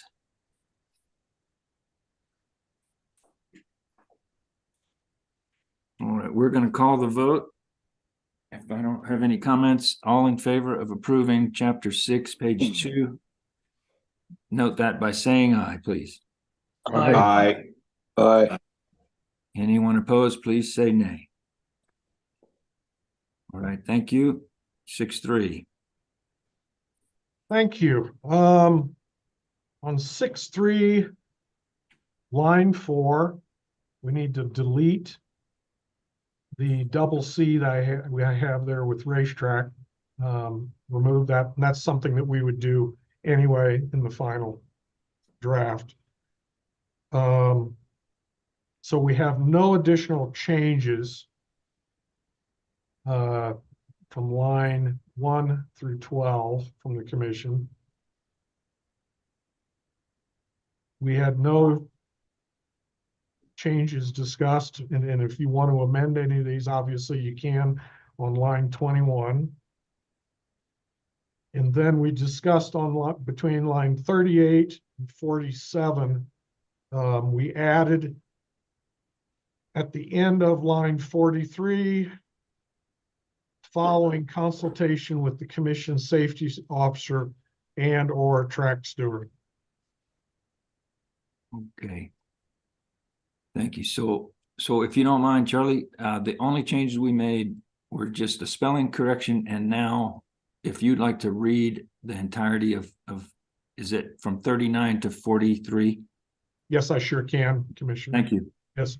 Permittee shall at all times maintain the event service in good condition and shall have available adequate, proper equipment and a list of all equipment and implements to be utilized during the live flat track racing event shall be submitted to the commission at least 30 days prior to the first day of the event and subject to the executive director's approval following consultation with the commission safety officer and or track stewards.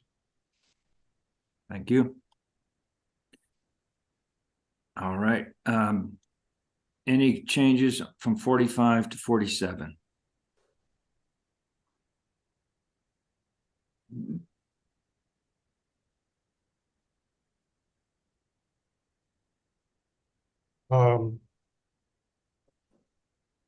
That was what we just, I'm sorry, Mr. Broussard. What was your question? So that's where the changes were, not on 43. Yes. Okay. Am I the only one? Missed that? Everybody clear? Everybody good on that? Well, at the end of line 43, we added the language following consultation with the commission's safety officer and or track stewards. Okay. But there's no change on 45 to 47. Correct. Okay. I guess in theory, we have to include. Sorry about that. I apologize on that. So now we would need a motion for page 6-3. Okay. To approve it as amended, as submitted and as amended. Anyone in the commission would like to make a motion for 6-3? So moved by Commissioner Schiffer. Thank you, Dan. Do we have second, Covello? Okay, we have Vice President Covello, second. Any comments, further questions, further amendments? No concerns. Nick? See anybody out there? No, President Broussard, I do not. All right, thank you. We'll call the vote. All in favor of approving a motion as regarding 6-3, state that by saying aye. Aye. Aye. Aye. Aye. Anyone opposed, please say no.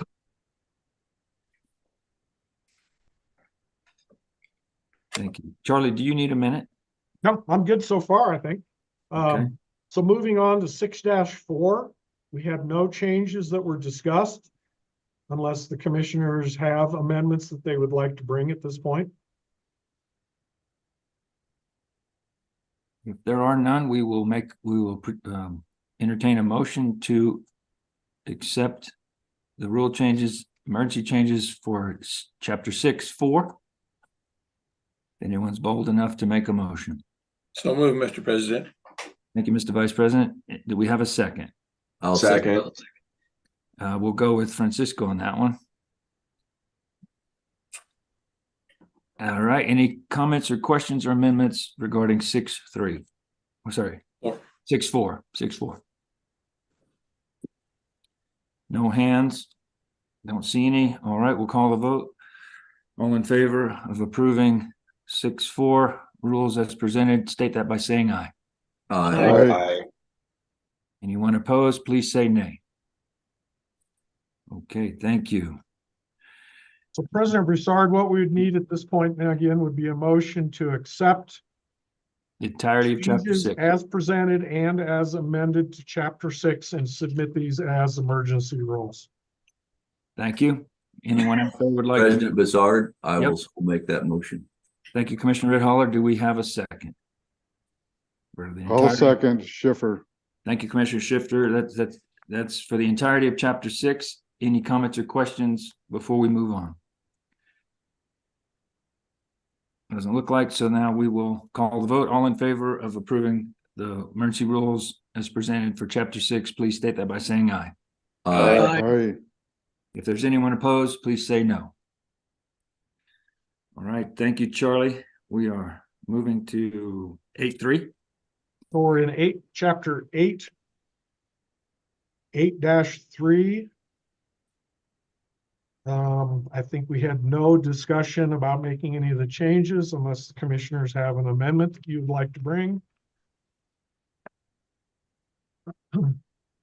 Not seeing any. We will entertain a motion to approve the changes on chapter 8, page 3. I see Commissioner Wildcat talking. I'm not sure. President Broussard, Director Moore, we're still working through some technical difficulties here via text. Well, Nick, we'll rely on you to relay anything she's got to say. We'll pause. Hear me? Yes. Yeah, we can. Loud and clear. I got Good. it, Nick. Thank you. Right. Coming through. So we'll go back to the beginning. We are entertaining a motion to approve the emergency rules and changes as presented for chapter 8, page 3. Anybody would like to make a motion? This is Bull. So moved, Your Honor.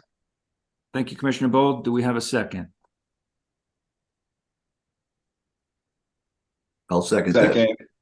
Thank you, Commissioner Ritholler.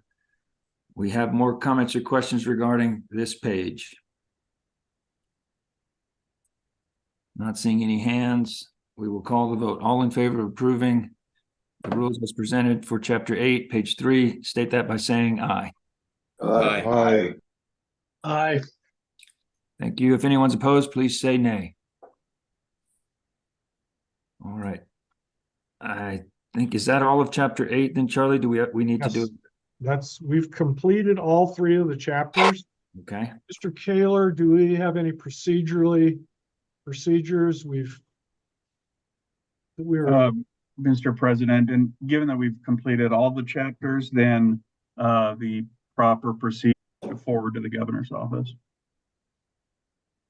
So we need a motion to do that. President Bizard, Yep. I would make that motion. Thank you, Commissioner Ritholler. Do we have a second? Second, this is Bull. Thank you, Commissioner Bull. Okay, do we have any comments or questions, concerns regarding approving the entirety of them and presenting them to the governor's office? Not seeing any, we will vote. All in favor of the motion, please state that by saying aye. Aye. If anyone's opposed, please say no. All right, thank you. Whew, got that done. Good job, everyone. All right, so now I know we just had a break. Does anyone need anything further before we move on to item 5B, online sports wagering rules? If not, we will keep crushing. All right, Charlie, you want to take over for Yes, is Mr. Steinberg on here to go over these rules, Nick? Yes, I'm moving him over. Okay, thank you. I'm gonna take a break, let Mike go through these. Thank you. So we are rolling down our packet. Can everybody hear me? Yes, Mike. Yep. Thank you, President Broussard. Commissioners, online sports wagering rules should be really easy compared to the last one we did. Okay. I like that. 90% of these are just making wording changes to reflect the changes from the legislature. So if you're ready, I'll start with chapter 1. Carry on, Mike. All right. Chapter 1, page 11, line 14. Critical component, instead of us defining it, we change to has the meaning as provided by Wyoming statute. Same if you go to page 1-2, lines 57 through 1370. We had previously defined key personnel, so the change would be to strike all of the definition that we provided and change that to has the meaning as provided in Wyoming state statute.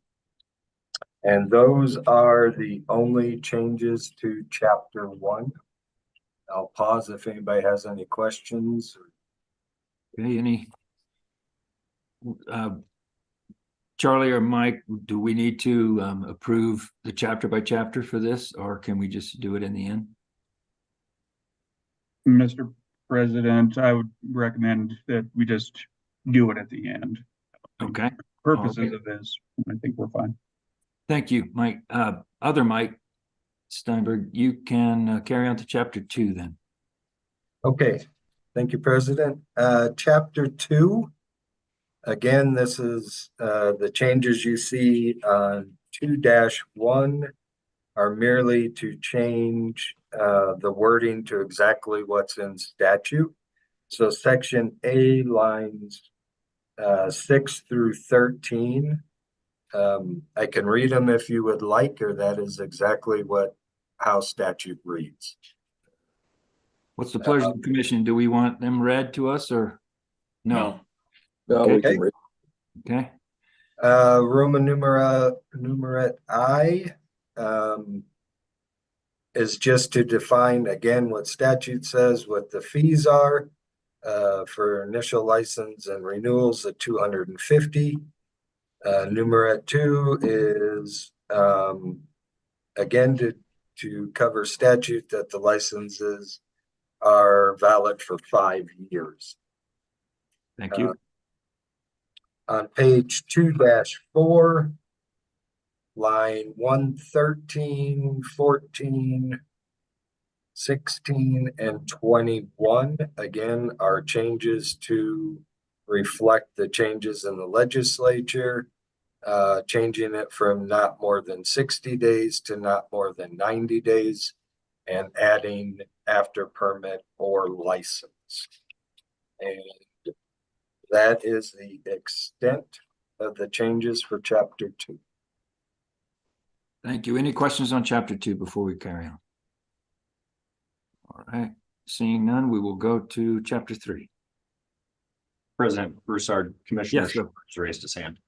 Okay, Commissioner Schiffer, sorry, go ahead. You're on mute, I think. I was just trying to figure out, is this a regular rule change or an emergency rule change? No. Go ahead, Mike. President Broussard, Commissioner Schiffer, these are regular rule changes, just to update our rules to reflect mostly the changes in the legislature. Thank you, sir. Okay, carry on, Mike. Yes. Thank you, President Broussard. Chapter 3, page 3-1, the section from line 24 to 29. Again, this change also is to reflect the wording change in the legislature. Just as a clarification, the previous wording in the statute gave the operators an ability to continue to carry over their negative balance until it reached 0. And the changes gave them the opportunity to carry a negative balance for 1 month. And that is the only change, is just the wording to reflect that change in statute. Thank you. Any questions on chapter 3? Or any other questions regarding 5B? No. Okay, you can go on to chapter 4. Mike, thank you.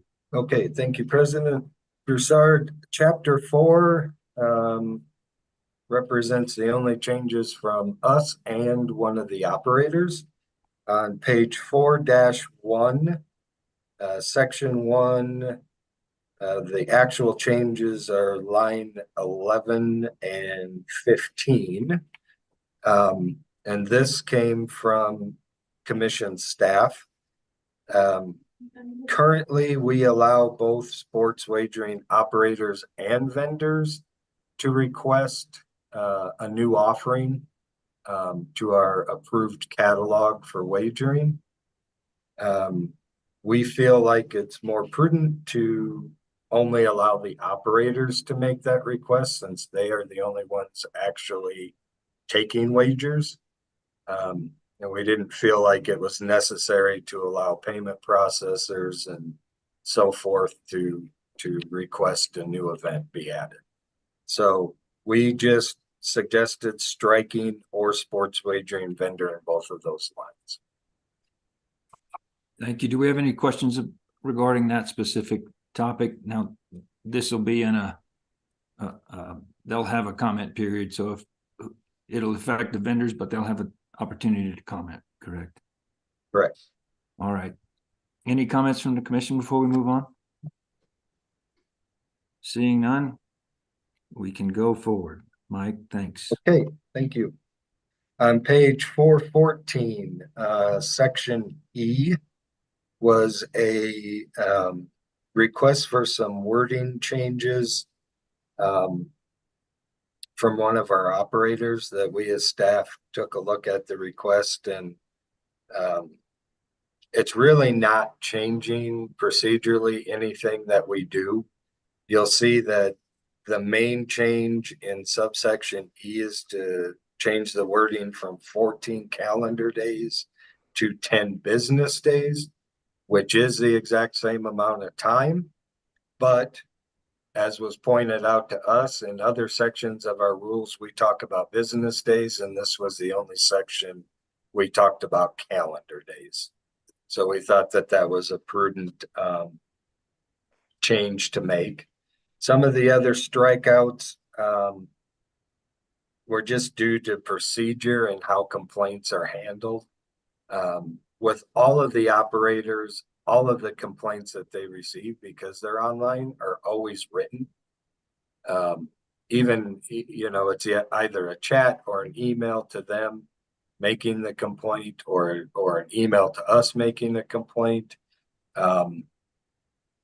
So they felt like there was no real need to have that specific language in there. And then some of the deadline stuff, which we agreed on also, and then just changing in F, taking out the or notification of an unresolved complaint.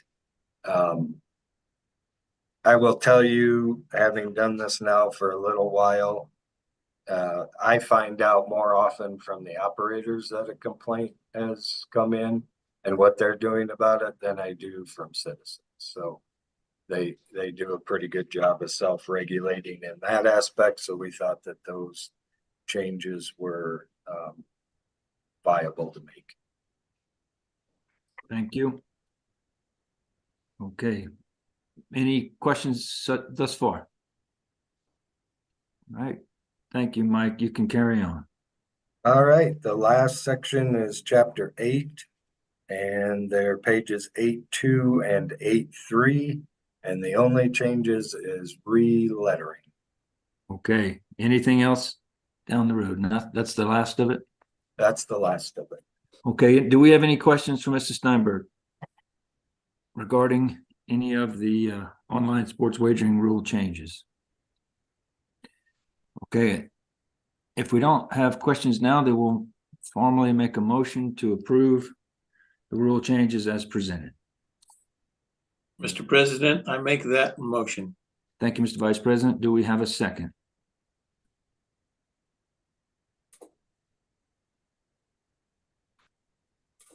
Any seconds? Do we have a second? Second. Okay. We got a second and a third.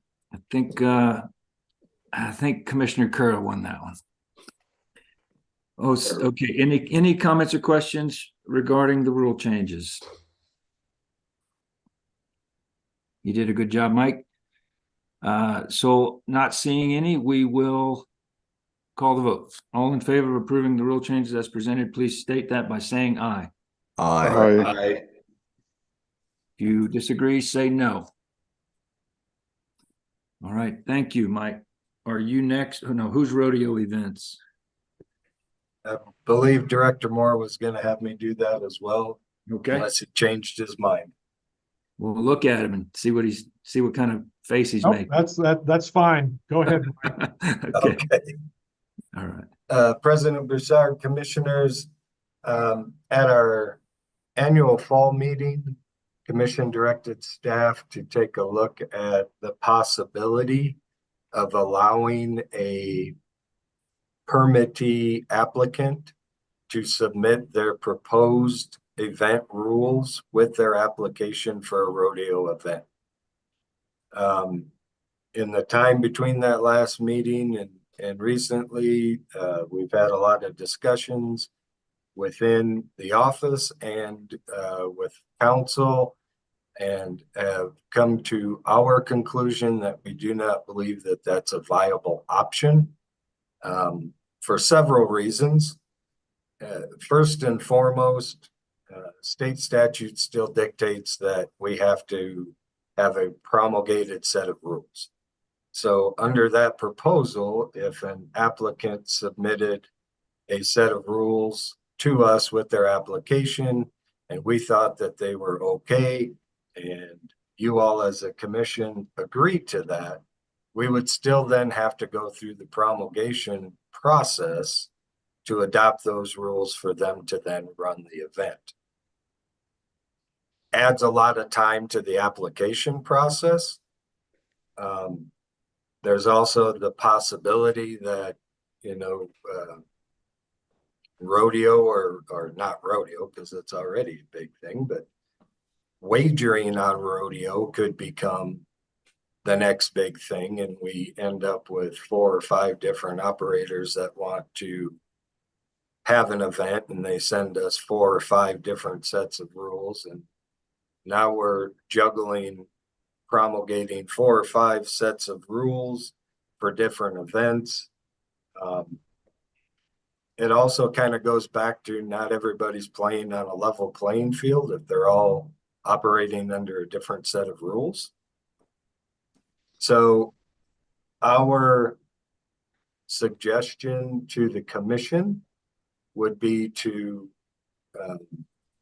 adopt PRCA event rules, not the entire rule book, but the event rules by reference, making an even playing field for anybody that wants to participate, and using the industry experts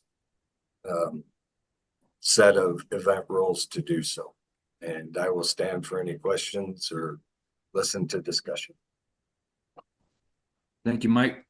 So I know that Commissioner Cavella or Vice President Cavella had a lot to do with this. So do you have some input, Vice President? Go ahead. Mr. President, thank you very much. Yes, actually, I think this is what was intended when it came from the legislature. To me, this as Mr. Steenberg said, this makes absolutely the most sense. We are adopting a set of rules that the contestants and all the players are already familiar with. It's going to make everything and everyone on an equal playing field, and much easier on our staff. So absolutely 100% in favor of going forward this way. Thank you. And I know that there were a number of people, Dr. Barry, who worked on it. Anybody out there? I see Commissioner Ridholler, you go ahead and talk first, and we'll. I think there's another thing, maybe I missed it. They don't have to be a sanctioned PRCA rodeo, just use their event rules, correct? Correct. I think that's the way to go. Thank you. Do we have anyone else that would like to make a comment now? I don't know if Dr. Barry is out there or anybody who wants to make a comment from from the operators? I did speak to Dr. Barry and he is 100% in favor of this. Perfect. Senator Driscoll, is that what we wanted from the beginning? I don't know if you're still out there, but looks like a thumbs up. All right, well, President Broussard, Commissioner Schiffer has his hand raised. And oh, sorry, Commissioner Schiffer, go ahead. Mr. Lamb also raised his hand. Okay, Dan, you first. Thank you, President Broussard. I'm not really sure what the legislation, the empowering legislation said, but you know, there are other kinds of rodeos called ranch rodeos, PBR, those types of productions. I don't know whether they come under the purview of the empowering statute or not. Maybe someone could tell us that. And, you know, is there some idea that we would have to deal with those kind of differing events that have actually different rules than a PRCA event? Thank you. Thank you, Mr. Schiffer. Would anyone like to answer that? I think I can answer that, President Broussard. Commissioner Schiffer, you know, this is only on an event that would have pari-mutuel wagering on. So we're not going to be reaching out to the rodeo in Buffalo and changing how they proceed with their ranch rodeos or different things or anything like that. So this is only in a situation to where we have pari-mutuel wagering on those events. With that, anybody, and again, and thank you, Commissioner Rithaler, for clarifying that you don't have to be a PRCA rodeo. You just have to meet these rules that we're putting into place. Now, after we get this out there and get these promulgated, if we start seeing that they're problematic, we can always come back through and step them down. But we've, you know, this is a way to get it started, kick it off, move it forward, and then be able to allow to have these events and be done. Thank you, Charlie. Did that answer your question, Commissioner Schiffer? All right, and to sort of mirror what Charlie's saying, we need to, nothing's going to be perfect when we start something new like this. So I believe moving forward and trying it out and seeing where our mistakes are, we can come back and correct them. Commissioner Bowl, you have a comment. I do, Your Honor. You know, I have the same concerns that Mr. Schiffer has, but I do like the idea of preparing some sort of hinky provision, adopting the PCRA event rules, and let's put it out for public comment and see what we get. And go through the formal rule procedure, and let's see what the folks who are in this business of putting on rodeos in our state have to say about it. So I think that's the way to proceed at this point. And that's all I have to say. Thank you. Thank you, Commissioner Bolt. President Broussard, just to follow on that, if you don't mind, you know, for the commissioners that don't know, we've, for many, many years back in the 60s, early 70s, they were pari-mutuel wagering on roping events. So this is not something new. They've expanded it into now all rodeo events, and they did that 3-4 years ago with a real simple addition in the legislation. So getting this moved forward, PRCA is the, you know, I guess for lack, it's #1 association that's out there. So get this moving, get it out there, and then we can always see from the public comment. Thank you, Charlie. Frank, do you still have a comment? I don't have the full screen. Mr. President, this is Frank. Can you hear me? Yeah, go ahead, Mr. Lamb. Oh, I just want to confirm to the commission that Wyoming Downs is in support of this. I think it's a great, as has already been said, it's a great first step. Get us going so we can see how it works. Very excited about it. Thank you all for your hard work on that. I think it's a great step. Thank you, Mr. Lamb.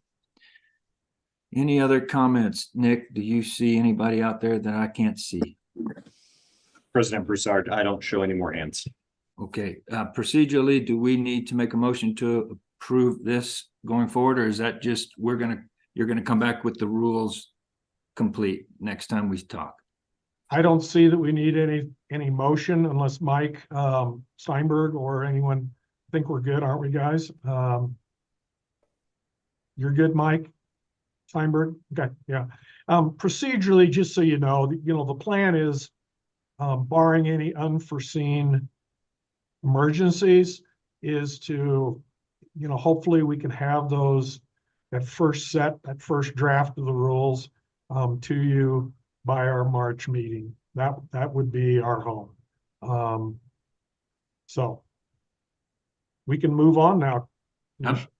Okay, so remind me again, that's just the next meeting, March 13th. You were thinking we'd have something to vote on?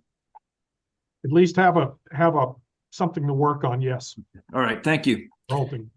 Okay, any questions or concerns before we move on to the match race item 5D? Don't see any. Okay, Charlie, or who's assigned to explain that to us? Yes, thank you. I'm trying to. Sorry, do we need a minute? Does anyone need a minute? No, okay, we'll carry on and make sure we get through item 5. Go ahead, Charlie. Sorry for interrupting you, buddy. Okay, chapter 2. What you have in your packet, we did do some wordsmithing that I'll go through here that'll kind of clarify. This was the illegal match racing language. And what I provided for you today was different than what we discussed at the last meeting. But what this was, the Association of Racing Commissioners International at their December meeting in Tucson adopted this language. After reviewing this language for us here in section 2 there, I do have some updated language for you. Now, I can read it. It's fairly simple. And, we should have noticed this early on, and we should have put this in the emergency rule process, probably, but I think we're beyond being able to do that at this point. I got a text from Mr. Taylor here. We both should have thought of that. So what I'd like to do, President Broussard, is read the changes to section 2. Yep, okay. Starting on line 33, and what I'll do is I'll read it in its entirety and let you know where we're deleting things and adding things.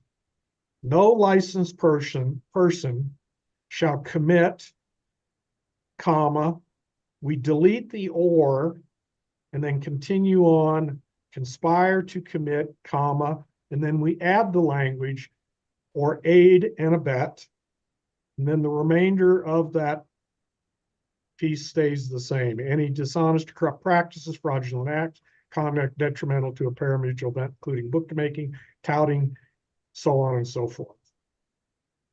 Then we go down to the additional language, and we had to wordsmith that a little bit to be, and what it would read would be, no licensed person shall participate in any unsanctioned or otherwise illegal live flat track racing event, period.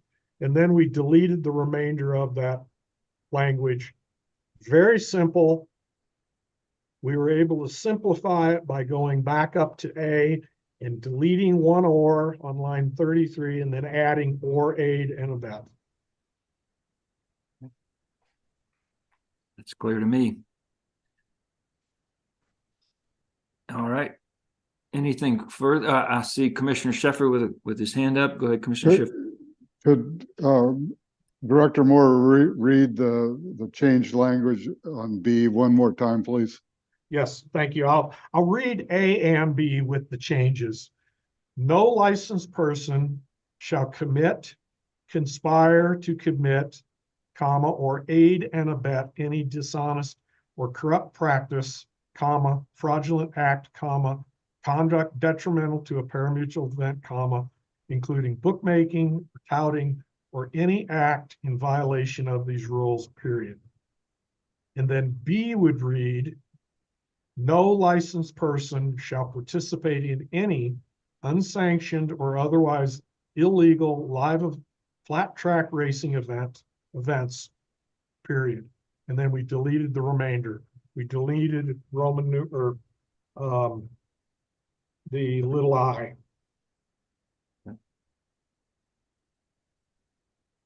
Are we good? Commissioner Schiffer? Good, okay. Any other questions or comments?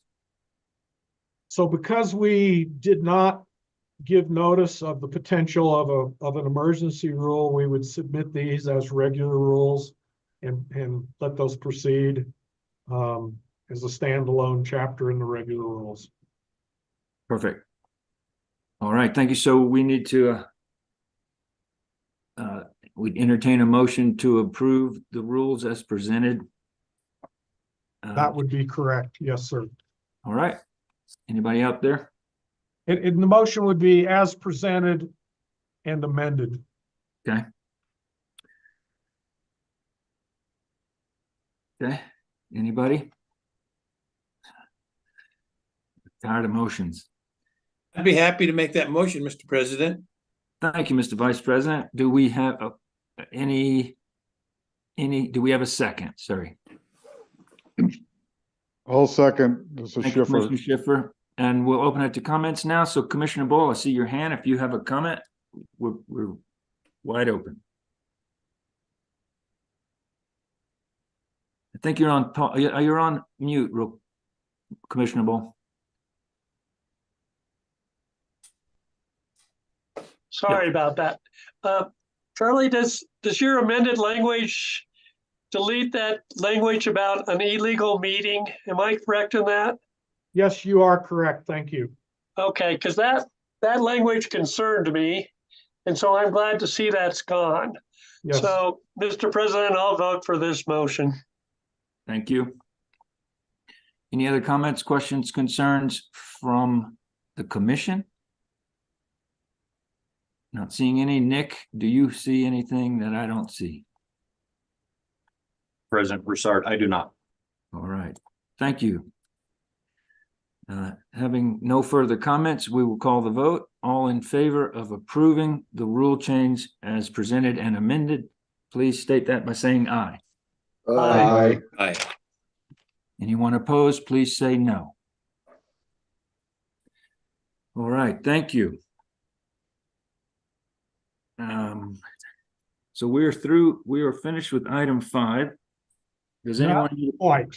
We still have chapter 8 to deal with, and President Broussard. You keep tricking me. You keep tricking me. Should have been under BTDE. Okay, go ahead. So, commissioners, what we have here is, this is chapter 8. These are proposed rules. But at this point, what I'm going to ask you to do is to table the claiming and the microchip rules at this point. And what I would like to do would be, since we are going to move these forward in a regular rule process, and we're working in chapter 8 currently with the emergency rules, we will bring these changes to chapter 8 forward in our regular set rule process, along with the other changes that we made today in the emergency rules. Is that clear as mud? Table? Sure, we'll table item 5D, second part, claiming an AQHA microchip rules. Is that what you're asking? Yes. Okay, well, let's table it. And we'll move on to item, or do we need a break? Does anyone need a break? I see one thumbs up. So how about, no break? No break? No break. Okay, Let's go. all right. 5-minute break, maybe? Commissioner Kerr, you need a 5-minute break? No, let's just keep going. Okay, there's no line at the bathroom right now. I got a short distance to go. Yeah, okay, good. All right, so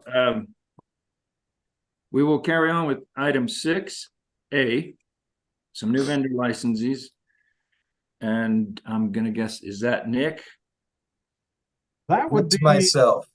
Mr. Steinberg. Okay, all right, Mr. Steinberg, sorry. I don't want to demote you. That's fine. I'm happy to let Nick do it, but Okay, go. Sports language, okay, online, go for it. President Broussard, Commissioners, items 6A and B, if we continue on with the way we've done things traditionally, we can do them both together. There are applications for 2 new vendors.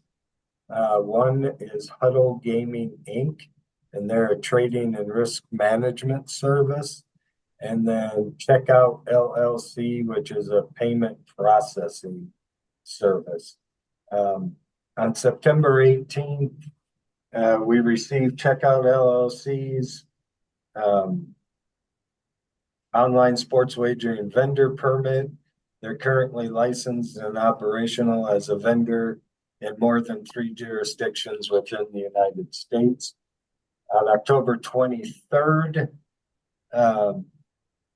I guess I should say now, it should be obvious, but both of those are 2023. We received Huddle Gaming Inc.'s application for online sports wagering vendor permit.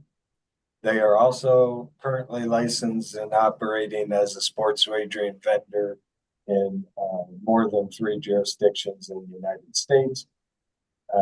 Staff looked over the applications and all the supporting documents for each company, and can tell you that after the review, Checkout LLC and Huddle Gaming Inc. both appear to meet all the statutory requirements for the state of Wyoming sports wagering vendor permit. I will stand for questions. Okay, thank you. As far as the pleasure of the commission, do we want to vote individually on these, or do we want to put them together? Mr. President, I think we could go through them and put them together at the end. Okay. All right, then we'll entertain a motion to approve both Huddle Gaming Inc. and Checkout LLC. If there's a motion to approve those two, we'll entertain that now. Mr. President, I Yes, would entertain that motion. Thank you, Commissioner Ritholler. Do we have a second? Second. Thank you, Commissioner Francisco. At this point, we'll open up for some comments or questions. Concerns. Commissioner Schiffer, I see your hand. You have the floor. Yes, President Broussard, just to be clarify on the checkout application, item number 6 asks about a lawsuit as a plaintiff, defendant, complainant, or respondent in any other fashion. That was checked yes. I just want a reassurance from staff that whatever litigation that was, that it doesn't change your opinion on the approvability of this applicant. Thank you. Mike, you have a... Thank you, President Broussard, Commissioner Schiffer. I did not have any concerns with the lawsuit portion of their application. No. Any other questions or concerns?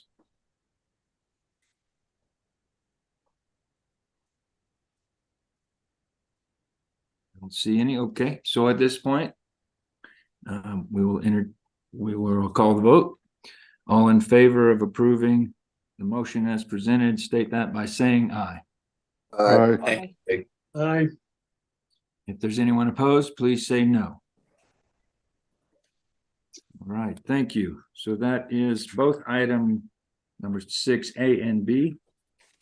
And we are moving on to item 7, skills-based amusement game requests. And whoever wants to explain, you have the floor.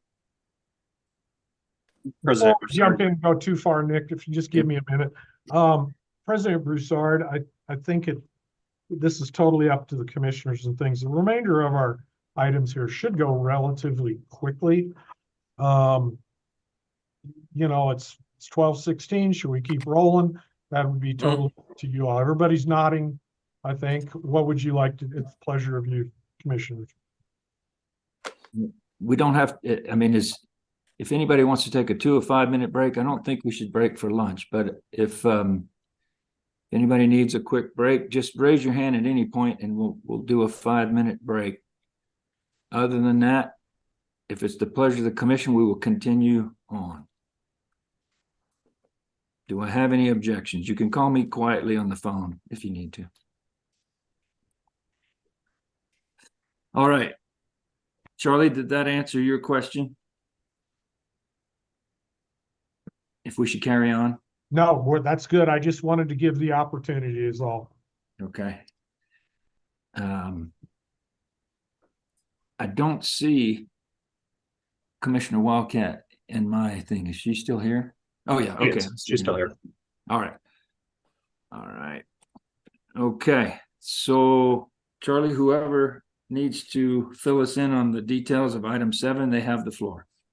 President Broussard, I think almost the remainder of it will fall on me. Item 7A is a new skill-based amusement games vendor's license from Steel Wheel Gaming. The commission received an application from Levi Kushner, the owner of Steel Wheel Gaming LLC, on November 6, 2023. The application for licensure is to become a skill-based amusement games vendor. They plan to provide the previously approved skill games manufactured by Patriot Contests and Games. All the required information was submitted and appears to be compliant with Wyoming state statutes and rules. Background checks were completed showing no statutory or rule disqualifiers. We reviewed the certification from the labs, their internal controls plan, reserve and bond account plans, and the staff would recommend approval of Steel Wheel Gaming LLC to become a skill-based amusement games vendor in the state of Wyoming. And I would stand for any questions on this one. Do we have any questions quickly before we make a motion? No. At this point, Nick, just review how many vendors and how many operators do we have in the state at the moment? We currently have, I want to say 17 licensed vendors. Okay. And roughly 386 operators throughout the state. Okay. Thank you. Okay. At this moment, we'll entertain a motion to approve the new vendor license for Steel Wheel Gaming.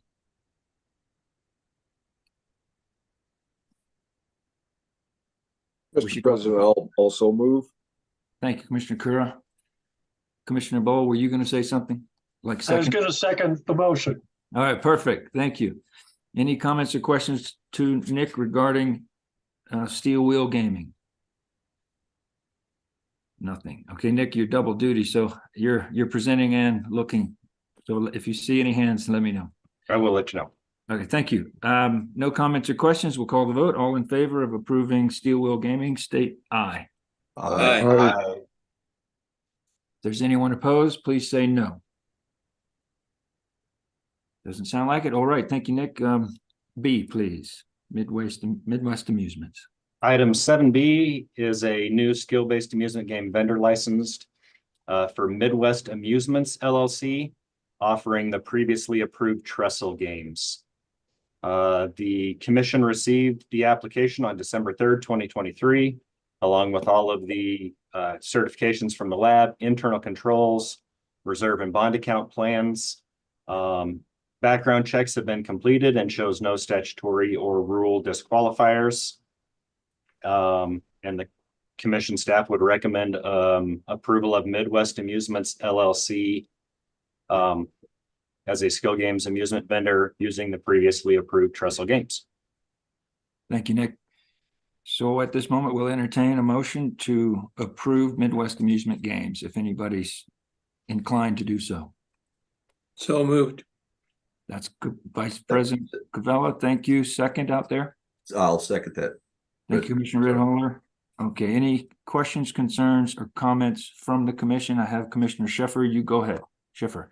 Thank you, President Broussard. I just note that the last line on this comment was that pending the results of the background Has that issue of the background checks been resolved, Mr. Laramendi?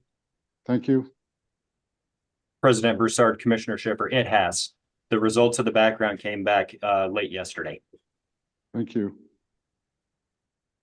Okay, thank you. Any more comments or questions? Anything from outside the commission? Okay, we will call the vote. All in favor of approving Midwest Amusements, please state that by saying aye. Aye. Aye. Anyone opposed, say no. All right, thank you. Nick, you'd like to take on the new operator license. President Broussard, the next item was, and I'm trying to find the right page. If you're following electronically, it's going to be, let me see. 189.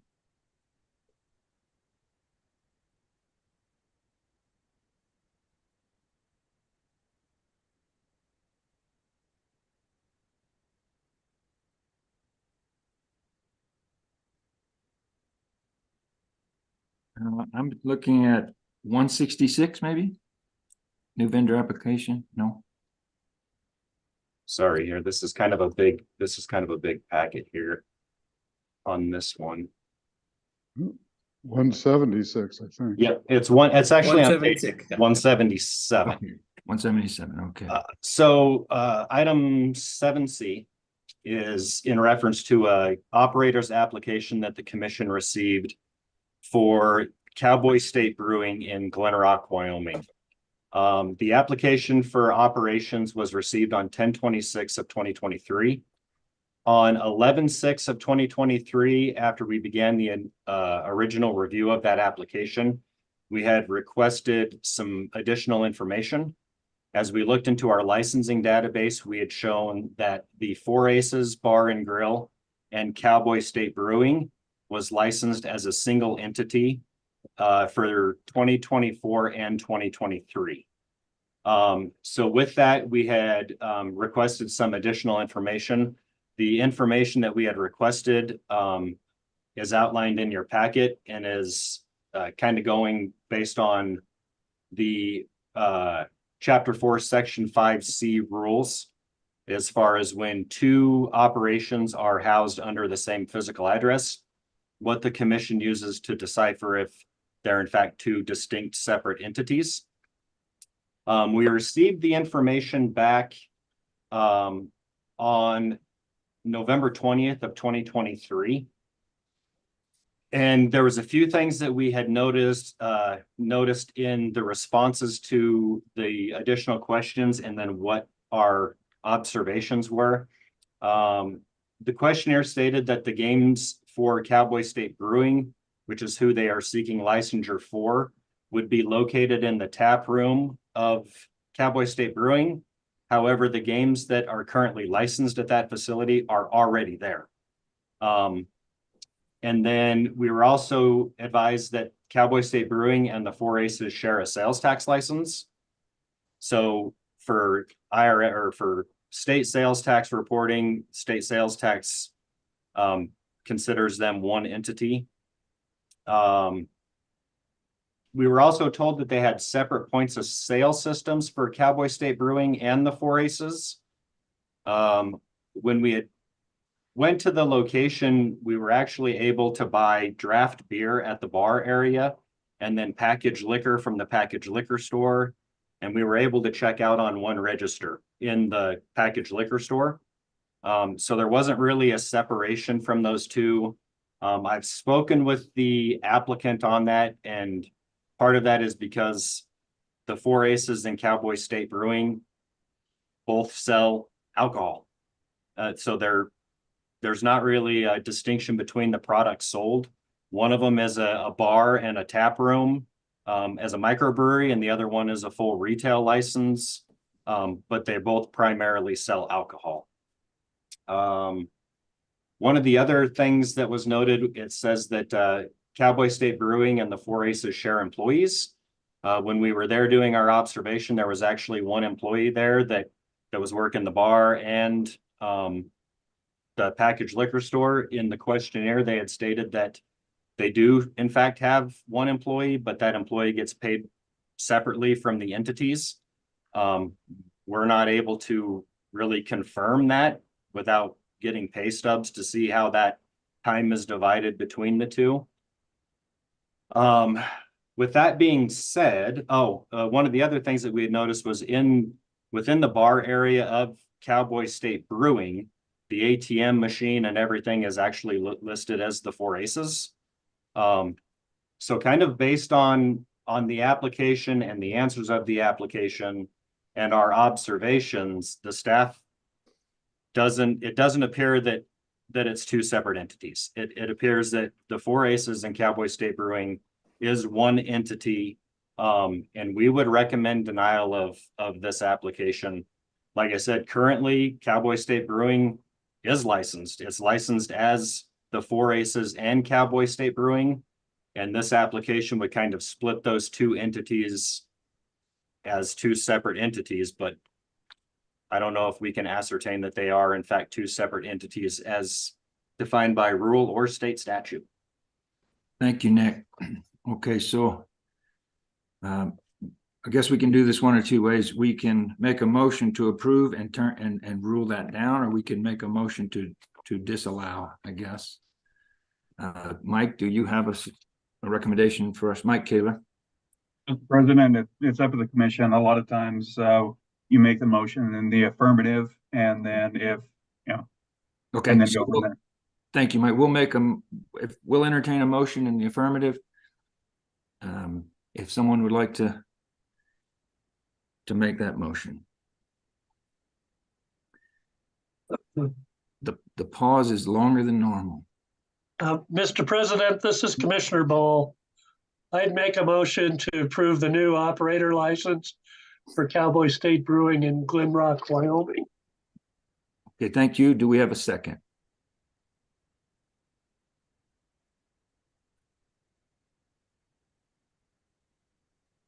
Commissioner Schiffer will second.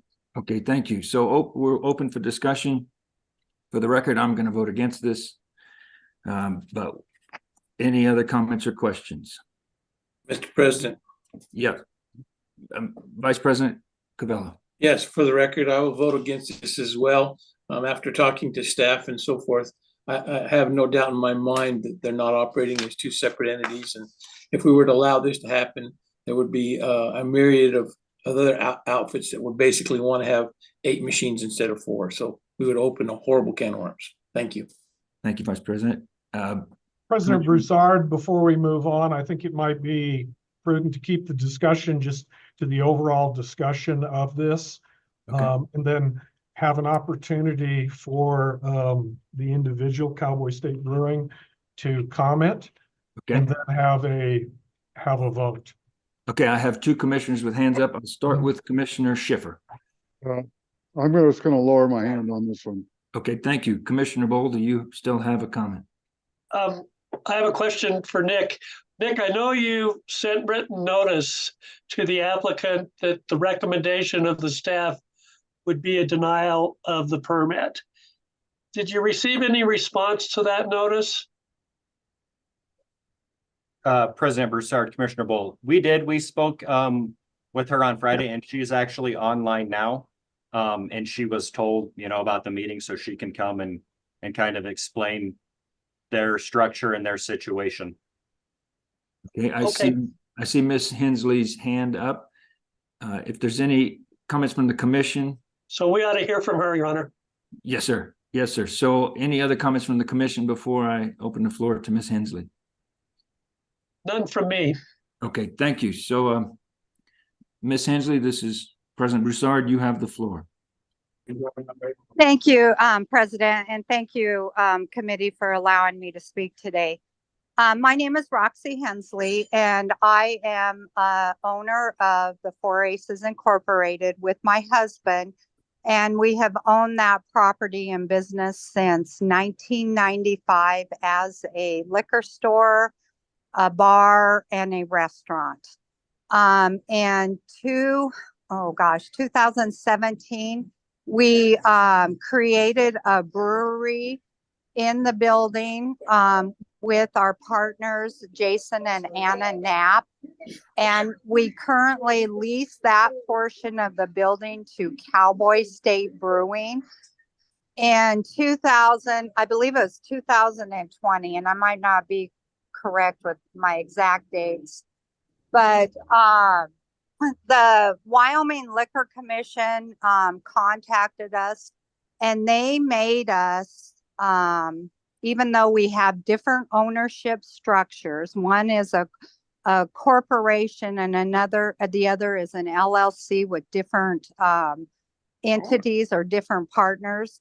The Wyoming Liquor Commission made us combine those two licenses, but we still pay for both licenses differently. We pay for a retail liquor license with the state of Wyoming and in Converse County, and we pay for a brewing license in Converse County. So in all honesty, it's been a little bit of a frustrating process because, you know, if we're one license, then why are we being charged with two fees and then not able to complete this process when we're clearly two identities, if that makes sense. And I can have my husband speak to it a little bit more too. You want to? Okay, here. Hello, this is Bill Hensley. Go ahead, Bill. You have the floor. Excuse me. I'm sorry. You know, we're out of town and we're on a cell phone trying to participate here. It's a little challenging, but we can hear you clearly. Good, great.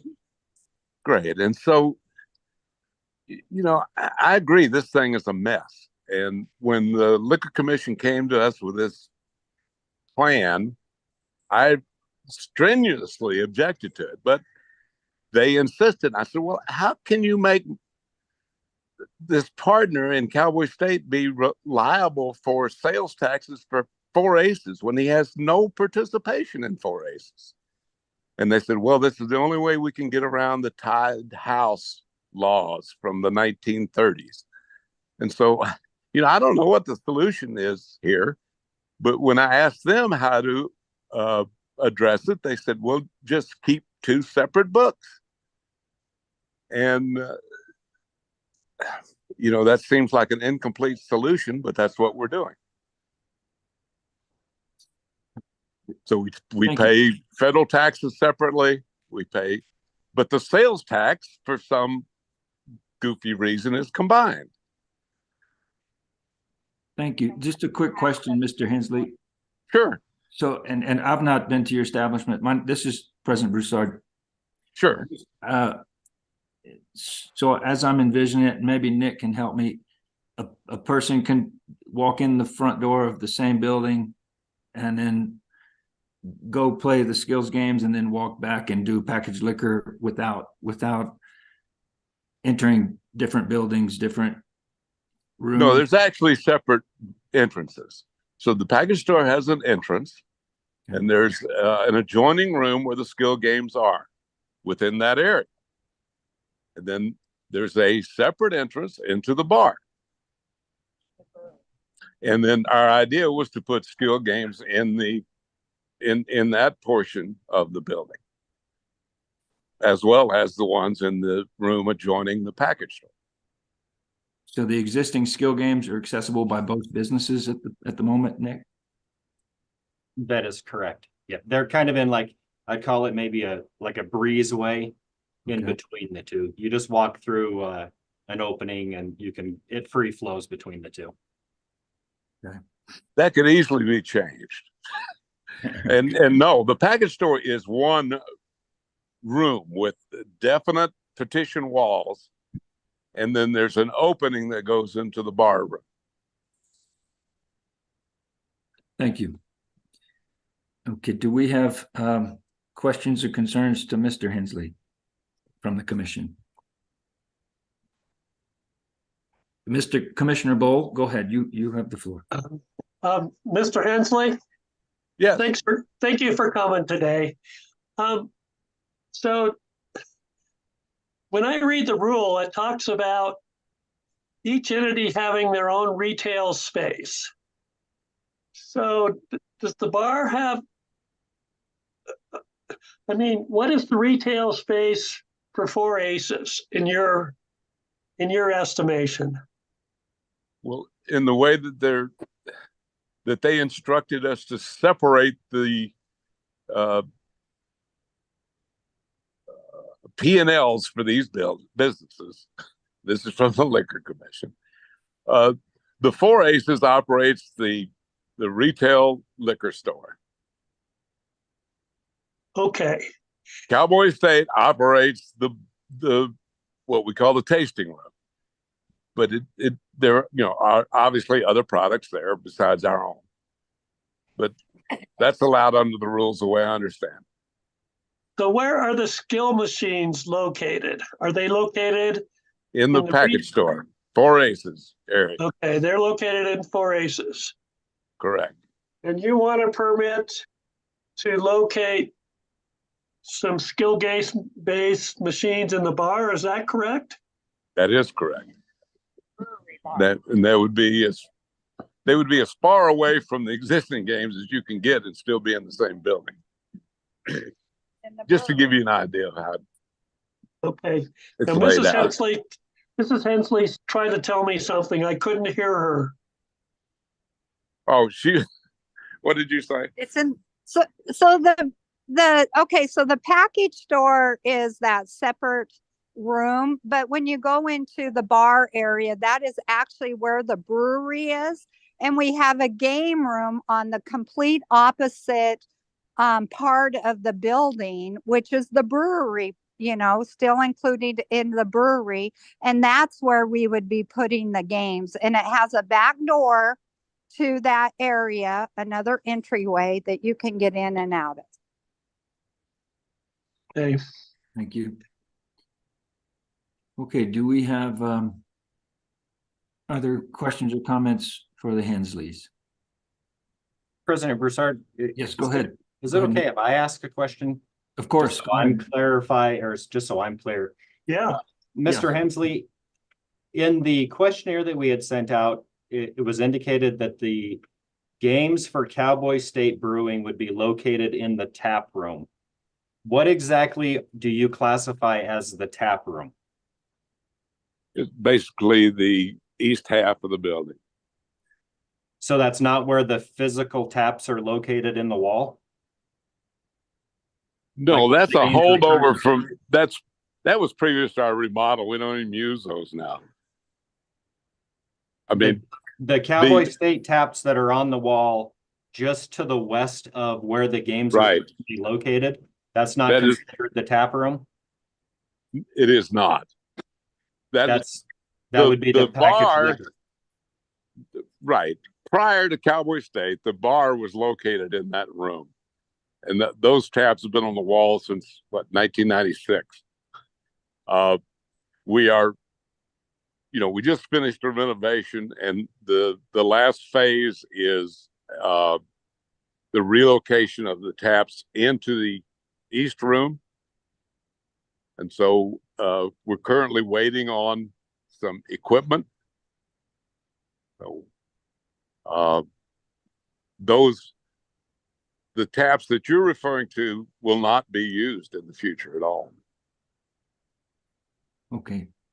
So I guess we're at a crossroads here. So from of course, we have to, we don't have to, but we heavily depend on our staff to investigate and give us advice. At this point, it looks like we should either deny this or table this until there's more clarification and more compliance with our clear rules. So, well, I understand that, and I wouldn't be opposed to tabling it at all until we finish up with this renovation. Okay. But that's your decision, I'm sure. Thank you, Mr. Hensley. Appreciate your input. Commissioner Bowles, I see your hand if you'd like to make a comment. Mr. Hensley, our next meeting is in March. So if we tabled this to March and gave you time to confer with the staff, and we took it up again in March, you could live with that. Is that correct? I think that's very generous. So, Your That is Honor, I would correct. make a motion that we table this matter until the March meeting, which I think is what, March 18th of 2024. Yeah, well, we have a motion on the floor. Charlie, do you have a comment, question? Yes, I think at this point, the options are not to table. I think we either have to deny, maybe for clarification, Mr. Kaler or Nick, I think we either approve or deny at this point, or the Hensleys have the opportunity to pull their application as well, I believe. Is that correct, Nick or Mike? President Broussard, I mean, statutorily, we're required to take action within 60 days. Right. I think it would be cleaner if they just withdrew their application, made their changes, and then they could resubmit their application. To me, Mr. Kaler would probably know if that's the right process, though. Thank you, Nick. Mike Kaler, you have Mr. President, yes, I agree with Nick. Statutorily, the commission's required to take action within a certain time frame, and so it might be cleaner if the Hensleys are amenable to it to withdraw their application and resubmit that application, and then that would give the commission an opportunity to review the application under the proposed facts in the future. I mean, I think there still is. There's some concerns that would need to be addressed, like the point of sale system, the sales tax permit, and those things identified in Nick's letter, and perhaps that would give the Hensleys a chance to figure that out. Thank you, Michael. Okay, so at this point, our motion would go away if the Hensleys voluntarily withdrew their application. Am I correct in saying that? That's correct. All right, so the ball's in your court, Mr. Hensley. Yeah, I don't object to withdrawing the application, but the comment I have is I can't fix the sales tax part of this. I tried that. The commission will not let me do it. So I don't know how to get around that one. Confer with our staff. Okay, thank you. Then consider it withdrawn. Thank you very much. Appreciate that. Mr. President Broussard, Mr. Hensley, if you could shoot me an email just withdrawing that as well, please. And then you have my number. You can reach out to me and we can try to work through some of these things. Sounds good. Is this Nick? It is. Okay, we have your email then. Okay. Yeah, and you got my cell phone number too. So. Okay, wonderful. Thank you. You're welcome. All right. And I want to thank everyone for your time and consideration. And thank you. You'll hear from us again. Appreciate it.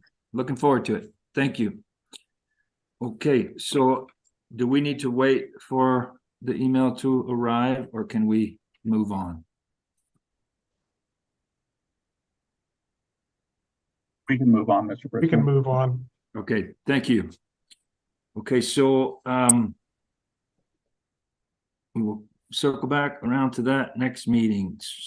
Item number 8, historic horse racing requests.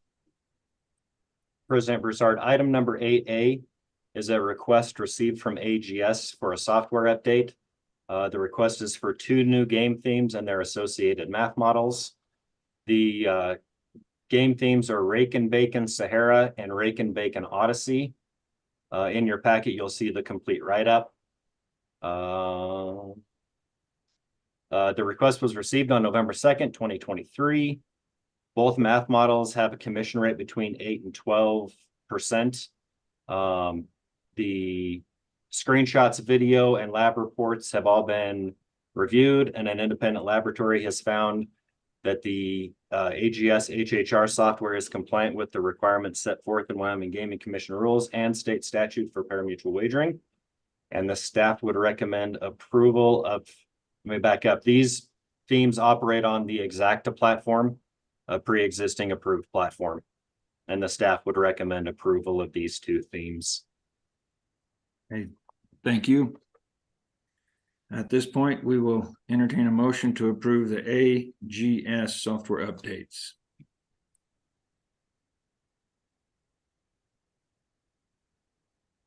I move that we approve the updates for that AGS software.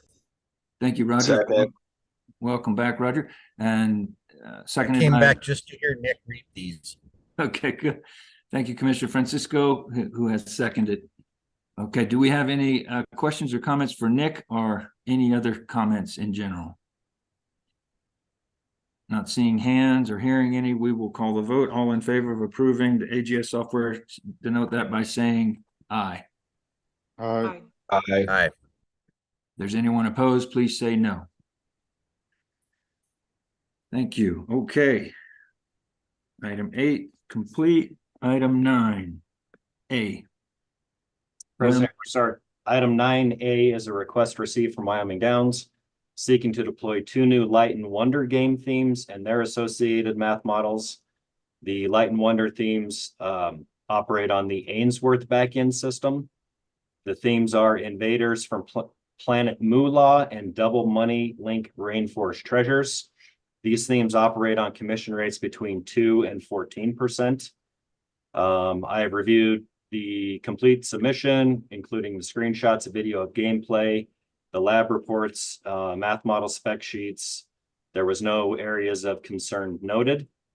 An independent laboratory has determined that the Light and Wonder themes are compliant with the requirements set forth in rule and state statute, and the staff would recommend approval of these 2 game themes as well.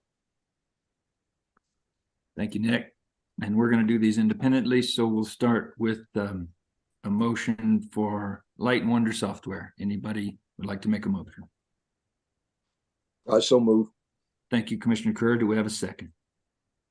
I second. Schiffer here. Commissioner Siffer, thank you. And do we have some comments or questions? Anything further for Nick? Anyone have any comments in general? Not hearing any, we will call the vote. All in favor of approving Light and Wonder software, please note that by saying aye. Aye. Aye. If there's anyone opposed, please say no. Not hearing any, we will carry on with item 9B. President Broussard, item 9B is a request received from Wyoming Downs seeking to deploy Aristocrat. Yeah, it looks like I actually, it's 2 new game themes, Buffalo Triple Power and Coin Trio Fortune Trails. These themes operate on a commission rate of between 6.75% and 11%. I have reviewed the complete submission, videos, screenshots, the lab reports, math model spec sheets. No areas of concern were noted. And an independent laboratory has found that the games are compliant, set forth in rule and Wyoming statute. And the staff would recommend approval of these 2 themes as well. These also operate on the Ainsworth backend system. Thank you, Nick. So at this point, there's no delay, anybody would like to make a motion to approve the Aristocrat software? So move, Mr. President. Thank you, Mr. Vice President. Do we have a second? I'll second it, Mr. President. Thank you, Mr. Ritholler. Commissioner Ritholler, we'll open it up for comments or questions to anyone. Nick or anyone? Not seeing any, we will call the vote. All in favor of approving the Aristocrat software, please note that by saying aye. Aye. Aye. If there's anyone opposed, please say no. Not hearing any opposition, we will move to item 10, Wyoming horse racing. President Broussard, members of the commission, item 10A is a request received from Wyoming Horse Racing seeking approval to add 20 additional HHR terminals into their Sheridan, Wyoming Horse Palace. They have currently been approved for 50 terminals and are at that limit. And they are asking to increase that number to 70 so they can add 20 additional terminals. We've reviewed the floor plan, occupancy capacity. There's no issues with the request to add 20 additional terminals. There is room for those based on their new floor plan layouts and camera layouts. And the staff would recommend approval of that addition as well. Okay, thank you, Nick. Just catch me up real quick. What page did you get to on this one? 236. Okay, all right. I'm spinning as fast as I can. Okay, so do we have any commissioners who would like to make a motion to approve the additional OTB terminals? Commissioner Schiffer will so approve or so move. Thank you, Commissioner Schiffer. Do we have a second? Second. Thank you, Vice President. Okay, we'll open it up for comments or questions regarding the additional terminals. Do we have any concerns or questions? So Nick, is this something that the county has looked at too? Under their existing Sweetwater County resolution, it's not restrictive on the number of terminals. Okay, thank you. That would be Sheridan County. Sheridan County. Sorry, not Sweetwater County. I meant Sheridan. Do you know how many terminals there are total in Sheridan County? President Broussard, Commissioner Schiffer, if you give me about 15 seconds, I can tell you exactly. Take 20, Nick. Okay, good.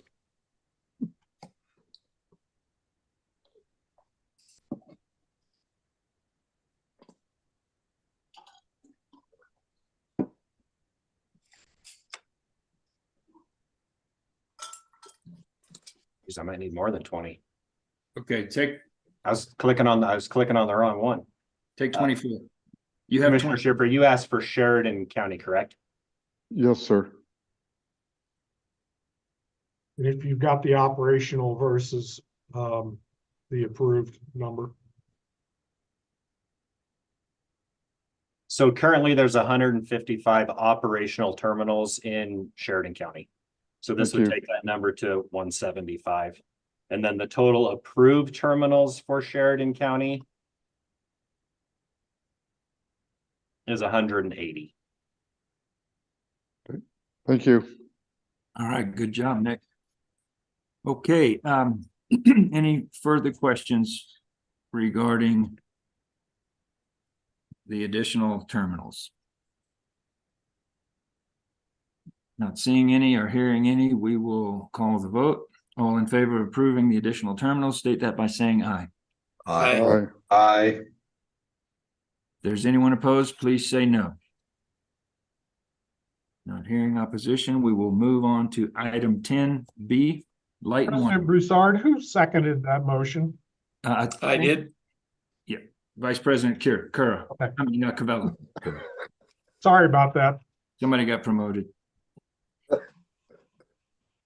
All right, are we ready to proceed? We're moving fast. Sorry, Charlie, just, apologize if we're going too fast. Does anyone need to take a breather? No. Let's finish. Okay, let's crack on. So item number 10B, Light and Wonder, Nick. President Broussard, item 10B is a request received from Wyoming Horse Racing seeking approval to deploy 2 new Light and Wonder game themes and their associated math models on the previously approved Ainsworth backend systems. The themes are Double Money Link Lunar Celebration, Huff and More Puff. These themes operate on commission rates between 2% and 12.75%. I reviewed the completed submission, including screenshots, video, the lab reports, theme and math model spec sheets. There were no areas of concern noted, and an independent laboratory has found that this software update is compliant with Wyoming Gaming Commission rules and state statute. And the staff would recommend approval of these 2 themes as well. Thank you, Nick. Does anyone would like to make a motion to approve Light and Wonder software, this is your chance.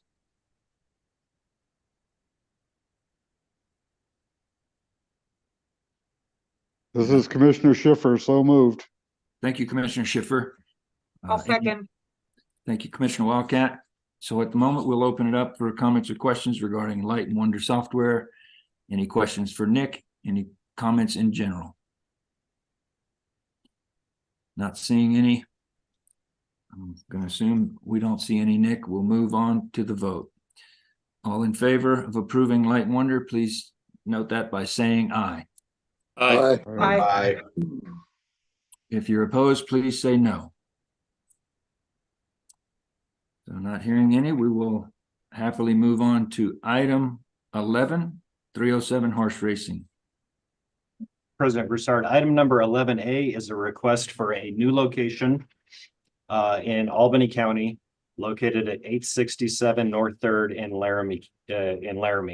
Let me catch up with you. So what page Okay. are we on here? On the It's going to be 253. 253. Okay, you go ahead. On October 11th, 2023, the commission received a letter requesting this location, as well as the Albany County operational plan, updated simulcast permits to include this location for 2024, 2025, and 2026. Operator financials and feasibility study, render drawings of the floor plans, Albany County Resolution 23-017 granting county approval, and the lease agreement. In your packet, you'll see all of those documents are included. The Laramie location is slated for 62 historic horse racing terminals. But the request for this currently is for 80. They're capped at 80 under their county resolution, but their current floor plan layout is for 62. They'll be able to move around and add terminals as they see fit within that 28 additional terminals. Albany County Commission has been approved. The county resolution does not allow for any more than 80 terminals at that location. It may not be transferred without written county commission approval. The resolution is good for 3 years, and they must renew that with Albany County 60 days prior to expiration.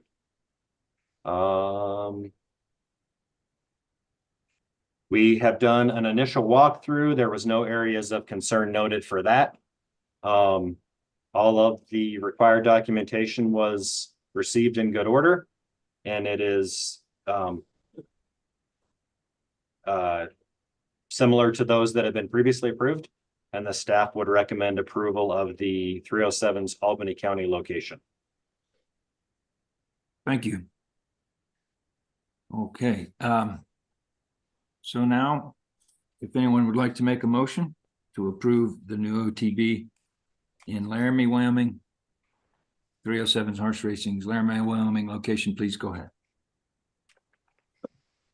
Your Honor, I would make that motion. Thank you, Commissioner Bull. Do I have a second? Second. Thank you, Commissioner Kura. We'll now open it for questions, concerns, comments. Do we have? Yep, Commissioner Bull, go ahead. I do. Nick, just as a point of reference, do you know what used to be located in this building? I'm trying to place it. Commissioner Bull, I do not, but Mr. Ridgway, I'm going to move him over because he can tell us. Yeah, he may be able to tell us. Thank you. Commissioner Ridgway, sorry. Kyle, you have the floor. Thank you, Mr. President. President Broussard, Commissioner Bull, this used to be Copper's Bar on North 3rd. So It's a couple blocks up from the Ranger, right next to that brand new car wash there. Okay, thanks. Thank you. Thank you, Mr. Ridgway. Do we have any other questions for Mr. Ridgway or for Nick? I have Commissioner Schiffer. Go ahead. Thank you, President. Just kind of the same question I asked about Sheridan County. How many total authorized and operating machines do we have in, I guess this is Laramie County. I'm not sure what county that is, but Albany. Albany County, excuse me. President Broussard, Thank you.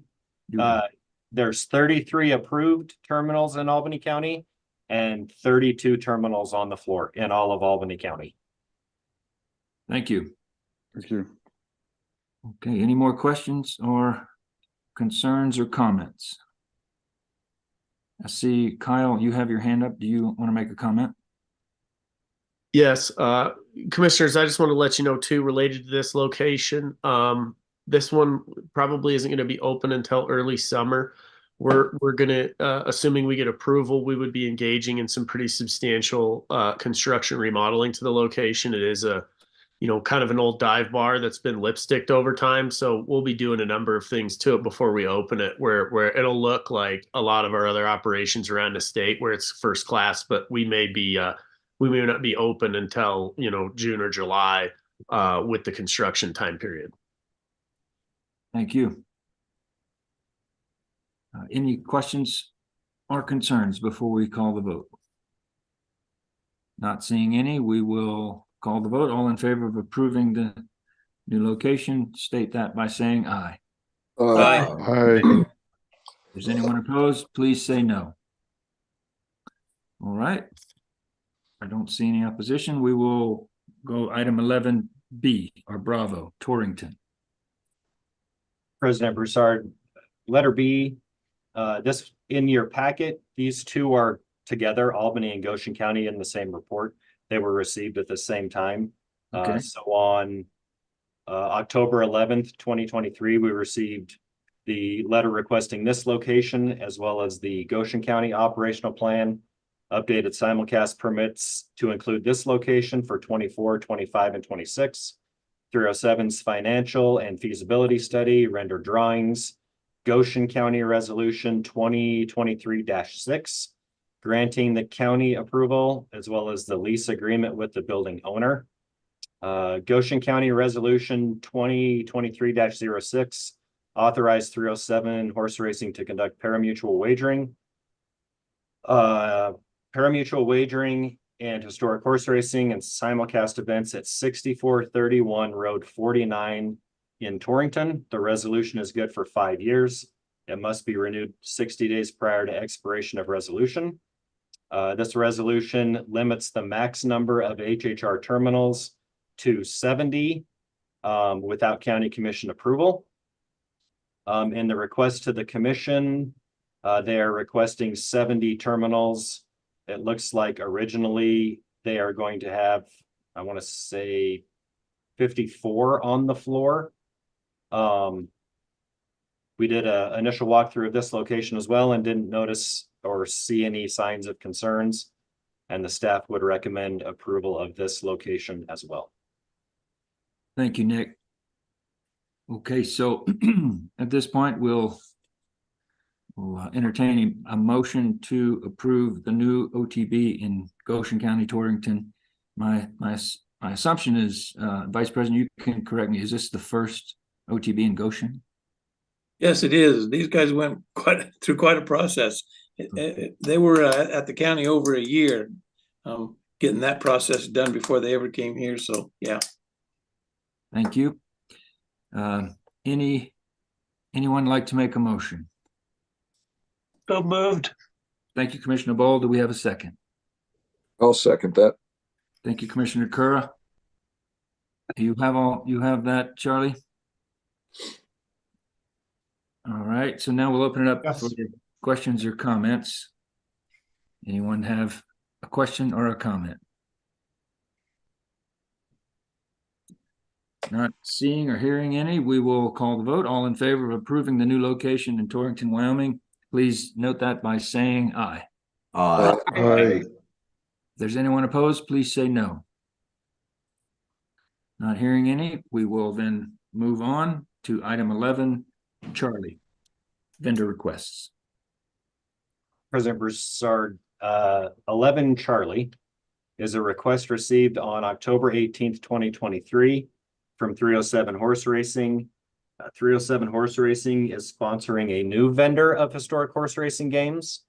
The vendor of the games is Blueberry Gaming Systems. They are the theme manufacturer, but their games work on the existing Exacta platform.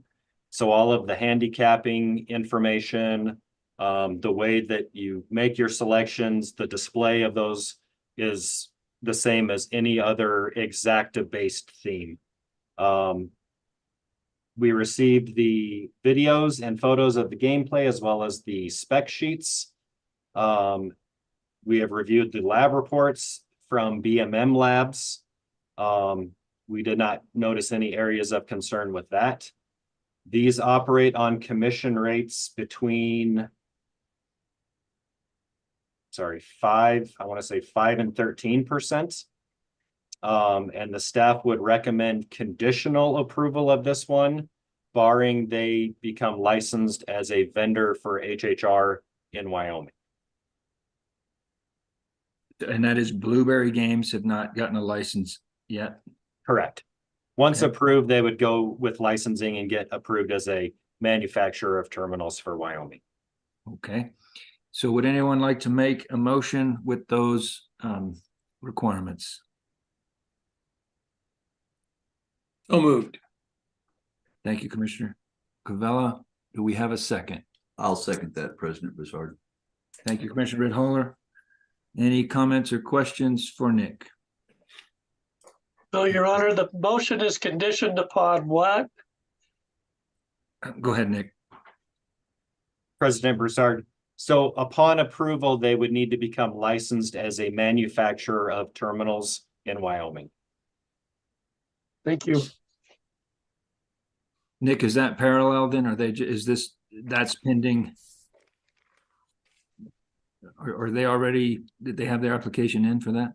They have not yet, but they are licensed in multiple jurisdictions, so it's not going to be an issue. This is the same way that we've rolled out some other new vendors. They're approved and then they work with licensing to get their vendor license. And then once they get their vendor license, they can start with their installs on those games. Okay, thank you. Do we have any questions or concerns at this point? I don't see any hands. So we will carry on with the vote. All in favor of approving the HHR vendor request Blueberry Games, please state that by saying aye. Aye. Aye. If there's anyone opposed, please say no. Not hearing any. We will move on. Nick, is there a reason this is D and E? The next 11 D and E, that they have to be separate? President Broussard, what exactly, mine says 11D. 11D is 11E. Let me scroll a little bit further here. The reason for that is there were two separate submissions done at two separate times. So they have two separate cases. Okay. Well, we can do them separately. I guess if that's the easiest, we'll carry on with just 11D. President Broussard, 11D is a request received from 307 Horse Racing seeking to deploy 3 new game themes and their associated math models developed by Every. These games work on the Exacta backend system. The game themes are Combo Cash Rock and Reels, Combo Cash Secret Treasure, and Little Shop of Horrors. These themes operate on commission rates between 1.59 and 13.23%. I've reviewed the complete submission, including the screenshots, video, lab reports, theme, and math model specs. There was no areas of concern noted. An independent laboratory has found that this software update is compliant with the requirements set forth in Gaming Commission rules and Wyoming state statutes for parimutuel wagering. And the staff would recommend approval of these 3 themes as well. Thank you. Anyone would like to make a motion to approve the Every software, these 3 particular games? So moved. So moved. I think I have Schiffer first. Mr. Commissioner Torgensen, you'd like to be the second? I'll do that. Okay, Rogers the second. And if we don't have, do we have comments regarding this item? Not that I see. Okay, thank you. We will call the vote. All in favor of approving Every Software, HHR, Exacta, these three particular games, please note that by saying aye. Aye. Aye. Aye. If there's anyone opposed, say no. Okay, D passes, and we will move on to item 11, Echo E. President Broussard, 11E is a request received from 307 Horse Racing, seeking to deploy 7 additional game themes in their associated math models. These are also developed by Every. They work on the Exacta backend system. The themes are Moneyline, Power Shot Freedom, Power Shot Prosperity, Smokin' Hot Stuff Wicked Wheel, Super Buffalo, Black Diamond Platinum Signature, and Crystal Start Platinum Signature. All of these themes operate on commission rates between 1.59 and 13.84%. We have reviewed the entire submission, including the screenshots, video, the lab reports, and spec sheets. An independent laboratory has found that this software update is compliant with Gaming Commission rules and Wyoming statutes for parimutuel wagering. And the staff would recommend approval of these 7 themes and their math models as well. Thank you, Nick. If anyone would like, if you haven't made a motion, this is your chance. We're running out of time to make motions. So anybody feels missing out, let's make a motion now to approve the Every Software HHR Exacta 7 games. President Broussard. I'll make that motion. Oh, nice. Okay, we got Commissioner Ritholler as the Second first, that. and then Commissioner Cura. Thank you. Any comments or questions regarding item 11E? Not seeing any. We will call the vote. All in favor of approving item 11E, Every Software, please note that by saying aye. Aye. Aye. If you're opposed, say no. Don't hear any. So it looks like we have made it to the executive session portion. Is there anyone that thinks we need to go into executive session? Mr. Kaler or Mr. Moore? Any comments on that? Nothing on my end, Mr. President. Thank you, Mr. Kaler. Okay, if there's no need for executive session, then we will turn over to Charlie to discuss our future meeting dates.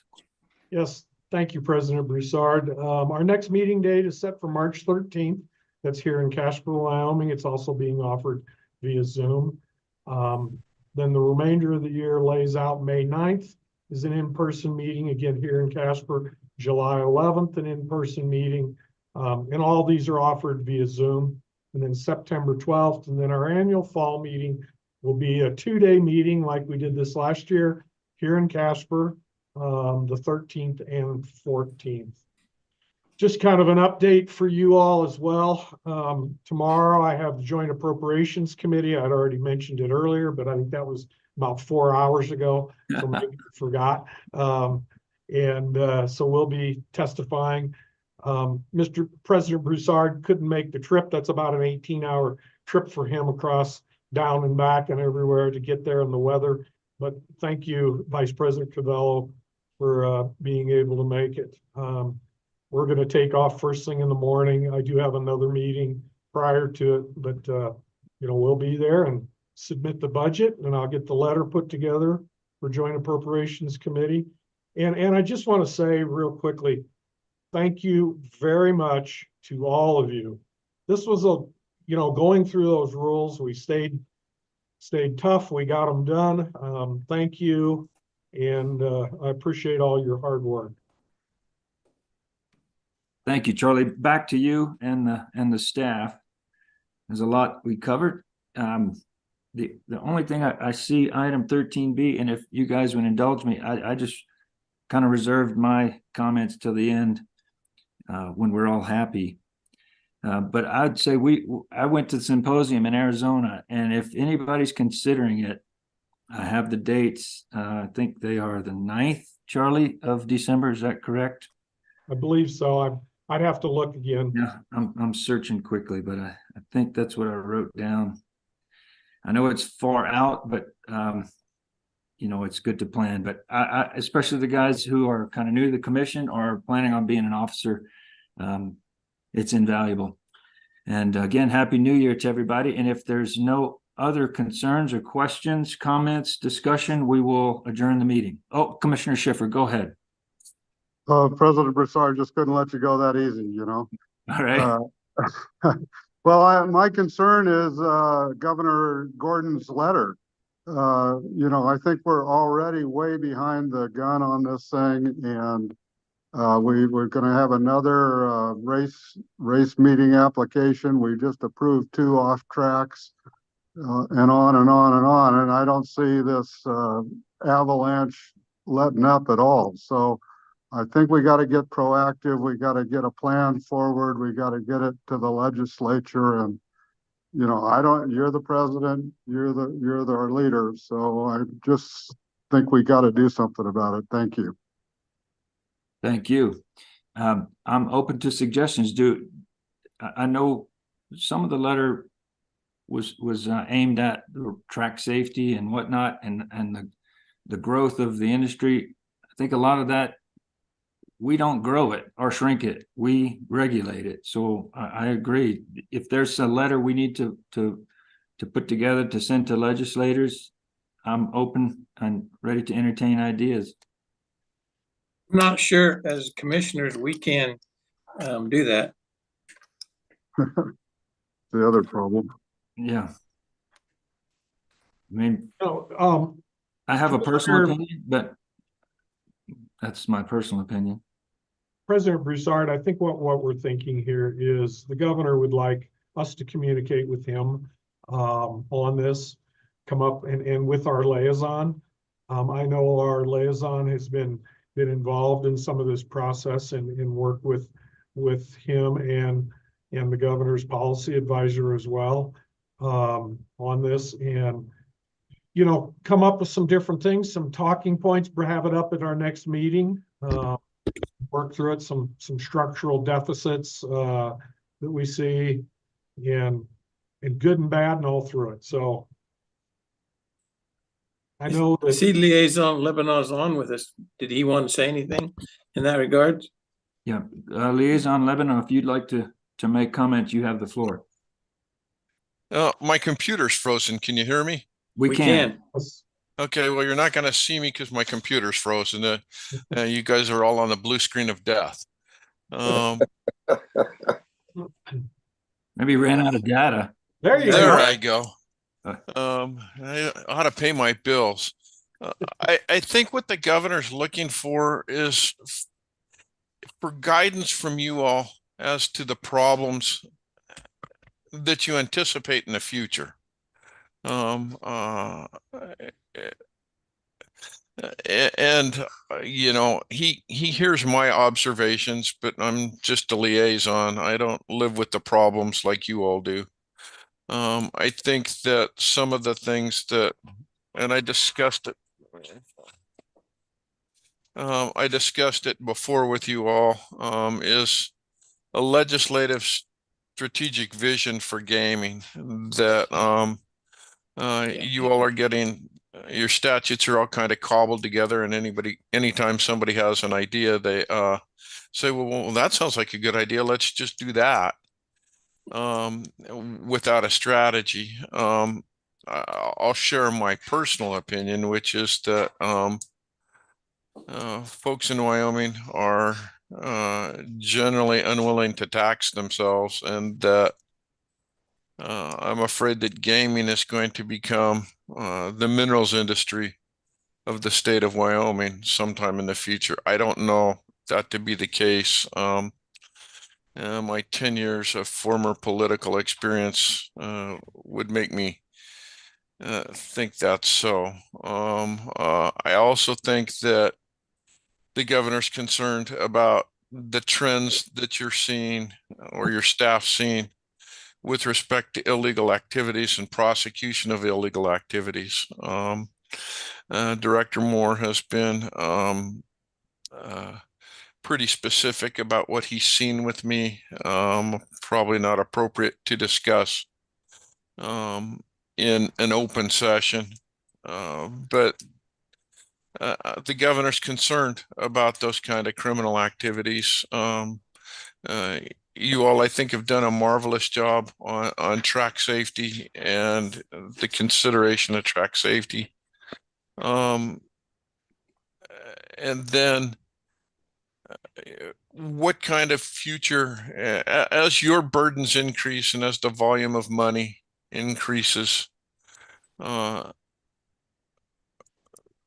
kind of staffing needs you're going to need and a long-term plan for staffing. And you all have commissioned a study on what your critical market is for gaming.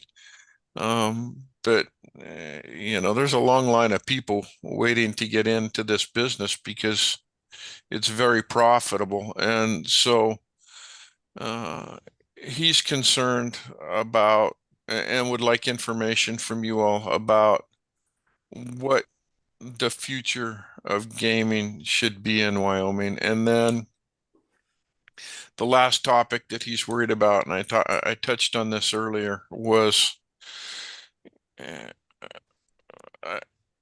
how do I say it? Well, whether gambling is legal in Wyoming or not, that ship has sailed.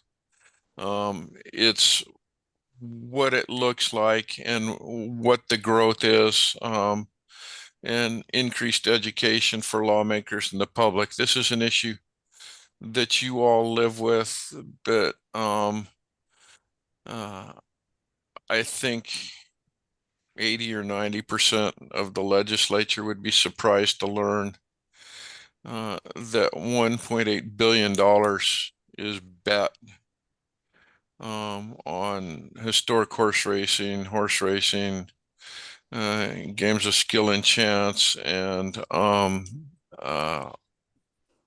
electronic betting, and what an industry it's become.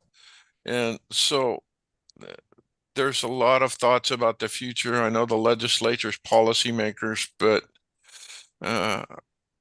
you're the best experts in the world on this topic, what gaming in Wyoming is and what it looks like. And so I think the governor just likes some input from you all on what your concerns are so that he can approach the legislature on your behalf to get those concerns addressed. I've opened those conversations. Senator Driscoll and I spent the morning on the phone together with Speaker Summers and others talking about these issues. But I'm just a guy. You're the commission, and I don't want to speak for you. I don't think that's appropriate. My job is just to carry messages back and forth. Thanks, Tom. Well, we appreciate your efforts for sure. And I know that your contact information is on the bottom of the letter that was sent from the governor. So for the commissioner's information, I'm going to assume that your phone, you're okay with us giving you a call if we need to comment or ask Sure. You. Yeah. And I will tell you that Director Moore and I have each other on speed dial now. Great. That's correct. Well, if you're in Wapiti, give me a call. I'll shelter you. Okay. All right. Thank you. Do we have any more questions? Commissioner Schiffer, did that address your concern? Well, I think that's a great start. I mean, I think each one of us ought to begin to make a list of areas that we're concerned about and, process them through Mr. Lubenow or Charlie or somebody, to try to get our arms around it a little bit. And, I'm sure there's a lot of diverse issues here that, some of us think about one thing, some about another thing, but we got to just kind of get some kind of hold on what's going on and where we're headed. And I would hope we could be proactive individually funnel it into one area or one person or one group, and see what we can put together to try to get a handle on this thing. I just really think this is a totally out of control. I mean, we approve everything that comes by us if they meet the statutory requirements. And quite honestly, I think we're running into they're going to fall off the cliff here pretty quick. Both the people who are problem gamblers, the people who have invested money and are going to, see their businesses downturn, and illegality and the other issues that are here. And, we can't wait to, for this thing to get moving. Thank you. Thank you. Well, as an optimistic person, we're I guess the hope for us and the staff is that it starts to settle out and the legislature gives us a break and doesn't add more. But I don't know.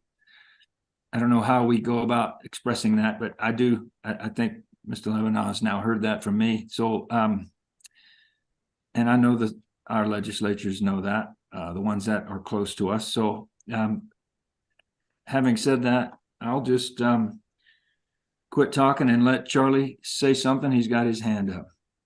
Thank you, President.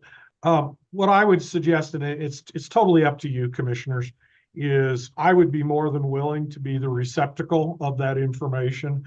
If you'd take some time, and I know we take up a lot of time, this commission, if you haven't realized it, is probably one of the busiest commissions, if not the busiest commissions that we have.